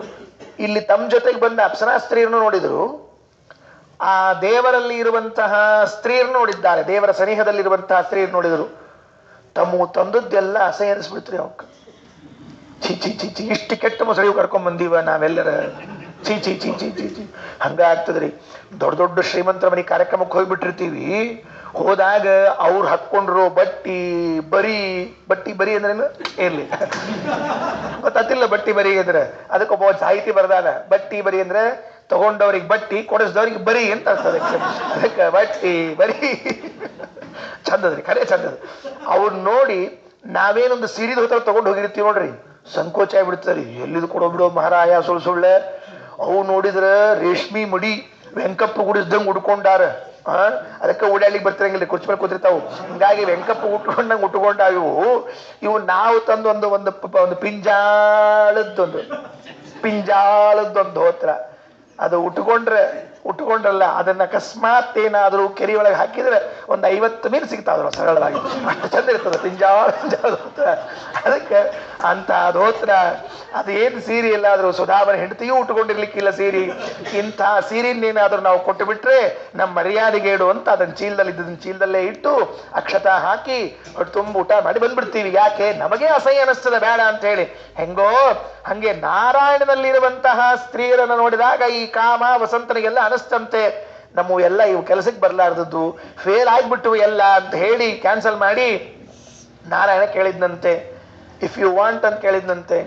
ಬೇಕಾ ನಿಮಗೊಂದು? ಹೌದು, ಒಂದು ಚೆಲುವಿನ ಕರ್ಕೊಂಡು ಹೋಗ್ತೀವಿ, ನಮ್ಮೂರಿಗೆ ಒಂದು ಬೇಕಾಗ್ತದೆ ಅಂತ. ಈಗ ಇವಳನ್ನ ತಗೊಂಡು ಹೋಗ್ರಿ ಅಂತ ಮುಂದಿದ್ದವಳು ಬೊಟ್ಟು ಮಾಡಿದಾಗ ಅವಳನ್ನ ಕರ್ಕೊಂಡು ಹೋದ್ರಂತೆ. ಅವಳು ಹೋದವಳೆ ಊರ್ವಶಿ. ಉಳಿದವರು ಯಾರು ಅಂತ ಕೇಳಿದರೆ ಲಕ್ಷ್ಮೀ ರೂಪ ಅಂತೆ ಉಳಿದದ್ದೆಲ್ಲ. ಇವಳೊಬ್ಬಳೇ ಊರ್ವಶಿ, ಉಳಿದವರೆಲ್ಲ ಮಹಾಲಕ್ಷ್ಮಿ ರೂಪದಿಂದ ಭಗವತ್ ಸೇವೆ ಮಾಡ್ತಾ ಇದ್ದಾರೆ. ಅಂತಹ ನಾರಾಯಣ ಇವತ್ತಿಗೂ ಕೂಡ ಮೇರು ಪರ್ವತದಲ್ಲಿ ತಪಸ್ಸು ಮಾಡ್ತಾ ಲೋಕ ಶಿಕ್ಷಣವನ್ನು ಮಾಡ್ತಾ ಇದ್ದಾನೆ ಅಂತ ಭಾಗವತದ ಏಕಾದಶ ಸ್ಕಂದದ 4ನೇ ಅಧ್ಯಾಯದ 6ನೇ ಶ್ಲೋಕದಿಂದ 16ನೇ ಶ್ಲೋಕದವರೆಗೆ 10 ಶ್ಲೋಕದಲ್ಲಿ ನಾರಾಯಣ ಚರಿತ್ರೆಯನ್ನು ಹೇಳಿದ್ದಾರೆ. ಅತಿ ದುರ್ಜಯೇಂದ್ರಿಯ ಜಯಾದಿ ರೂಪಿಣ ತಪಸೋ ತಪಸಾ ವಸಂತಮಿವ ಸಂತತಂ ವನೇ ನಿಜ ರೂಪಭೂತ ನಿರಪೇಕ್ಷ ನಿರ್ಮಲ ಪ್ರಚುರಾತ್ಮ ಸೌಖ್ಯ ರಥಮಪ್ಯನಾರತಂ. ತಪಸ್ಸು ಮಾಡ್ತಾ ಇದ್ದಂತೆ ಕಂಡಿದ್ದಾನೆ. ನಾರಾಯಣ ಪಂಡಿತಾಚಾರ್ಯ ಅಂತಾರೆ, ಅವನು ತಪಸ್ಸು ಮಾಡ್ತಾ ಕೂತಿದ್ದಲ್ಲ, ಸ್ವಾತ್ಮನಿ ಸ್ಥಿತ, ತನ್ನ ಸ್ವರೂಪಭೂತವಾದ ಆನಂದವನ್ನೇ ತಾನು ಉಣ್ತಾ ಇದ್ದಾನೆ. ನಿಜ ರೂಪಭೂತ, ತನ್ನದೇ ಸ್ವಭಾವವಾದ, ನಿರಪೇಕ್ಷ, ಯಾವ ವಿಷಯಗಳ ಅಪೇಕ್ಷೆ ಇಲ್ಲದೆ ಇರುವ ನಿರ್ಮಲವಾದ ಪ್ರಚುರ ಪೂರ್ಣವಾದ ಆತ್ಮ ತನ್ನ ಸೌಖ್ಯ ಸುಖದಲ್ಲಿ ರತನಾಗಿದ್ದಾನೆ. ಅನಾರತ, ಯಾವಾಗಲೂ ತನ್ನ ಸುಖದಲ್ಲಿ ರತನಾದ ನಾರಾಯಣ, ಅವನಿಗೆ ಲೌಕಿಕ ಅಪೇಕ್ಷೆಗಳಿಲ್ಲ ಅಂತ ಹೇಳಿದ್ರು. 9ನೇ ಶ್ಲೋಕದಲ್ಲಿ ಈಗ ನೋಡಿದ್ದು ಹೇಳ್ತಾರೆ. ಈಗ ಆಚಾರ್ಯರು ನೋಡಿದ್ರಂತೆ. ಹೆಂಗ್ ನೋಡಿದ್ರು? ಎರಡೂ ಕಣ್ಣನ್ನ ಅರುಳಿಸಿ ನೋಡಿದ್ರಂತೆ. ಭಗವಂತ ಕಂಡಾಗ ಕಣ್ಣರಳಿಸಿ ನೋಡ್ತಿರ್ಬೇಕಂತೆ. ನಯನದ್ವಗೇನ ನಲಿನ ಪ್ರಭಾಮುಷಾ ಪರಿಪುಲ್ಲತಾ ವಿಲಸಿತೇನ ವಿಸ್ಮಯಾತ್ ತಮವೇಕ್ಷ ಧರ್ಮ ಜಮ ಧರ್ಮ ದುರ್ಲಭಂ ಮನಸೇತಿ ಭೂರಿತರ ಮಾನಸೋಸ್ಮರತ್. ಮನಸಾ ಇತಿ ಭೂರಿತರ ಮಾನಸಃ ಅಸ್ಮರತ್. ಆಚಾರ್ಯರು ಮನಸ್ಸಿನಲ್ಲಿ ಹೀಗೆ ಇನ್ನು ಮುಂದಿನ ಶ್ಲೋಕಗಳಲ್ಲಿ ನಾರಾಯಣನ ಚಿಂತನೆಯನ್ನ ಮಾಡಿದ್ರು ಅಂತ ಹೇಳ್ತಾರೆ. ನಯನದ್ವಯೇನ, ಎರಡು ಕಣ್ಣುಗಳು ಸಾಲ್ತದ? ಭಗವಂತನ ಕಣ್ಣು ನೋಡ್ಲಿಕ್ಕೆ ಸಾಲೋದಿಲ್ಲ. ಮೈಯೆಲ್ಲ ಕಣ್ಣು ಮಾಡ್ಕೊಂಡು ನೋಡ್ಬೇಕಂತೆ ದೇವರನ್ನ ನೋಡುವಾಗ. ಪುರಾಣ ಪಾಠ ಕೇಳುವಾಗ ಮೈಯೆಲ್ಲ ಕಿವಿ ಮಾಡ್ಕೊಂಡು ಕೇಳಬೇಕು ಅಂತ ಹೇಳ್ತದೆ ಶಾಸ್ತ್ರ. ಪುರಾಣ ಕೇಳುವಾಗ ಪಾಠ ಕೇಳುವಾಗ ಹೆಂಗಿರ್ಬೇಕು ಅಂದ್ರೆ ಮೈಯೆಲ್ಲ ಕಿವಿ ಮಾಡ್ಕೊಂಡು ಕೇಳ್ಬೇಕಂತೆ. ದೇವ್ರ ನೋಡುವಾಗ ಮೈಯೆಲ್ಲ ಕಣ್ಣು ಮಾಡ್ಕೊಂಡು ನೋಡ್ಕೋಬೇಕಂತೆ. ಎಷ್ಟು ಚೆನ್ನಾಗಿದೆ ನೋಡ್ರಿ. ಹಿಂಗೆ ಹೇಳ್ಬೇಕು. ಶಾಸ್ತ್ರ ಹೇಳುವಾಗ ದೇವ್ರ ನೋಡ್ಲಿಕ್ಕೆ ಹೋಗ್ತಿದ್ದೀರಾ, ತಿರುಪತಿಗೆ ಹೋಗ್ತೀರಾ, ಮತ್ತೆ ಇನ್ನೊಂದು ಕಡೆಗೆ ಹೋಗ್ತೀರಾ, ಉಡುಪಿಗೆ ಹೋಗ್ತೀರಾ, ಅಲ್ಲಿ ಹೋದಾಗ ದೇವ್ರು ನೋಡುವಾಗ ನಿಮ್ ಕಣ್ಣಷ್ಟೇ ಸಾಲೋದಿಲ್ಲ, ನಿಮ್ ಇಡೀ ಮೈ ಎಲ್ಲ ಕಣ್ಣಾಗಿರ್ಬೇಕು. ಮೈ ಕ್ಷಣಗಳಲ್ಲಿ ಕಣಗಳಲ್ಲಿ ಭಗವಂತ ಕಾಣಬೇಕು. ಹಂಗಾದ್ರೆ ಮೈ ಎಲ್ಲ ಕಣ್ಣು ಮಾಡ್ಕೊಂಡು ನೋಡೋದು. ಪಾಠ ಕೇಳ್ತಿದ್ದೀರಾ, ಪ್ರವಚನ ಕೇಳ್ತಿದ್ದೀರಾ, ಆಕಳಿಸ್ಕೋತ ತೂಕಳಿಸ್ಕೋತ ಬಿಕ್ಕಳಿಸ್ಕೋತ ಕೇಳ್ಬೇಡ್ರಿ, ಮೈಯೆಲ್ಲ ಕಿವಿ ಮಾಡ್ಕೊಂಡು ಕೇಳ್ಕೊಳ್ರಿ ಅಂತ ಹೇಳ್ತಾರಂತ. ನಮಗೆ ಅದೊಂದು ಬಿಟ್ಟು ಉಳಿದದ್ದೆಲ್ಲ ಆಗ್ತಿರ್ತದೆ. ಮೈಯೆಲ್ಲ ಕಿವಿ ಮಾಡಿಸ್ಕೊಳ್ಳೋದು ಬಿಟ್ಬಿಟ್ಟು ಕಿವಿನೂ ಮೈ ಮಾಡಿಸ್ಕೊಂಡ್ಬಿಟ್ಟಿರ್ತೀವಿ ನಾವು. ನಮ್ದು ಅದು ಆ ಭಾಗನೂ ಯಾಕೆ ಬಿಡ್ಬೇಕು, ಆ ಭಾಗವೂ ಮೈ ಆಗಿಬಿಡ್ಲಿ ಅಂತ ಹೇಳಿ ಮೈ ಮಾಡ್ಕೊಂಡ್ಬಿಡ್ತೀವಿ, ಮೈ ಮರೆತು ಬಿಡ್ತೀವಿ ಅಷ್ಟು ಕೆಲಸ ಅಷ್ಟೆ. ಅದಕ್ಕೆ ನಯನದ್ವಯೇನ, ಹೆಂಗಿತ್ತು ಆಚಾರ್ಯರ ಕಣ್ಣುಗಳು ಅಂದ್ರೆ ನಳಿನ ಪ್ರಭಾ ಮುಷ.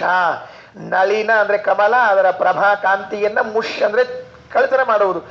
ಕಮಲದ ಕಾಂತಿಯನ್ನು ಕದ್ದಿರುವಂತಹ ಕಣ್ಣು, ಅದನ್ನ ಪರಿಫುಲ್ಲಿತ ವಿಲಸಿತೇನ ವಿಸ್ಮಯಾತ್, ಅಗಲ ಮಾಡಿಕೊಂಡು ನೋಡಿದ್ದಾರೆ.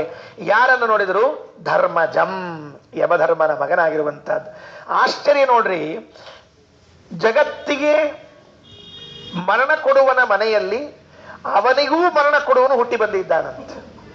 ಜಗತ್ತಿಗೆ ಮರಣ ಕೊಡುವರು ಯಮದೇವರು, ಅವನಿಗೂ ಮರಣ ಕೊಡುವನು ಅವನು ಅವನ ಮಗನಾಗಿ ಹುಟ್ಟಿ ಬಂದಿದ್ದಾನೆ. ಏಕ್ಸೆ ಬಡ್ಕರ್ ಏಕ್ ಅಂತಿರ್ತಾರಲ್ಲ, ಏಕ್ಸೆ ಬಡ್ಕರ್ ಏಕ್. ಮಗ ಅಪ್ಪನೇ ಡೇಂಜರ್, ಇಡೀ ಜಗತ್ತನ್ನು ಮುಳುಗಿಸವ. ಅವನು ಮುಳುಗಿಸವ ಒಬ್ಬ ಬಂದಿದ್ದಂತೆ. ಇದಕ್ಕೆ ಪುತ್ರಾದಿ ಛೇತ್ ಪರಾಜಯ ಅಂತ ಹೇಳಿದ್ದು. ಮಗನಿಂದ ಅಪ್ಪ ಸೋಲ್ಬೇಕಂತೆ. ಇಲ್ಲಿ ಸೋತರು ನೋಡ್ರಿ, ಸರಿಯಾಗಿ ಸೋತರು. ಯಾಕೆ? ನಾರಾಯಣ ಎಲ್ಲಾ ದೇವತೆಗಳನ್ನು ಕೃಷ್ಣಾರ್ಪಣ ಮುಂದಿನ ಶ್ಲೋಕದಲ್ಲಿ ಬರ್ತದೆ. ಆ ಯಮದೇವರು ಮಾತ್ರ ಜಗತ್ತನ್ನು ಮುಳುಗಿಸ್ತಾರಂತೆ. ಏನ್ ಪ್ರಯೋಜನ? ಅದಕ್ಕೆ ಧರ್ಮಜಂ ಅಲ್ರಿ, ಯಮಜಂ ಅಲ್ಲಿಗೆ ಬರ್ತಿತ್ತು. ಧರ್ಮಜಂ ಅಂತ ಯಾಕಂದ್ರು ಅಂದ್ರೆ ಅಧರ್ಮ ದುರ್ಲಭಂ. ಇವನು ಧರ್ಮದ ಮನೆಯಲ್ಲಿ ಹುಟ್ಟಿದ್ರಿಂದ ಅಧಾರ್ಮಿಕನಿಗೆ ಸಿಗವನಲ್ಲ ಅಂತ ತಿಳಿಸ್ಬೇಕಾಗಿದೆ ಅಂತ ನಾರಾಯಣ ಪಂಡಿತಾಚಾರ್ಯರಿಗೆ.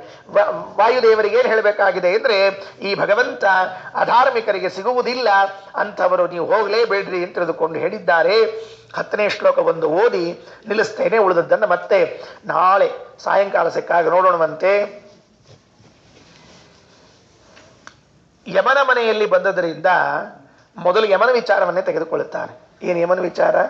ಯಮದೇವರೇನ್ ಮಾಡ್ತಾರೆ? ಸಂಹಾರವನ್ನ ಮಾಡ್ತಾರೆ. ಹಾಗಾದ್ರೆ ಭಗವಂತ ಜಗತ್ತಿನ ಸಂಹಾರವನ್ನ ಮಾಡ್ತಾನೆ ಅಂತ ಮೊದಲು ಪಾಯಿಂಟ್. 10ನೇ ಶ್ಲೋಕ. ಜಗತಾಂ ಚತುರ್ದಶತಯಂ ಚತುರ್ಮುಖ ಪ್ರಮುಖೈರ್ಯುತಂ ಪ್ರಳಯಮಾನಿನಾಯಯ ಸಮಮುಲ್ಲಸಂ ಕಮಲ ಏವ ಕೇವಲಂ ಪರಮಸ್ಸಗೇಶ ಹಿ ಪುರಾಣ ಪೂರುಷಃ. ಚತುರ್ದಶತಯಂ, ಜಗತಾಂ ಚತುರ್ದಶತಯಂ, 14 ಲೋಕಗಳು.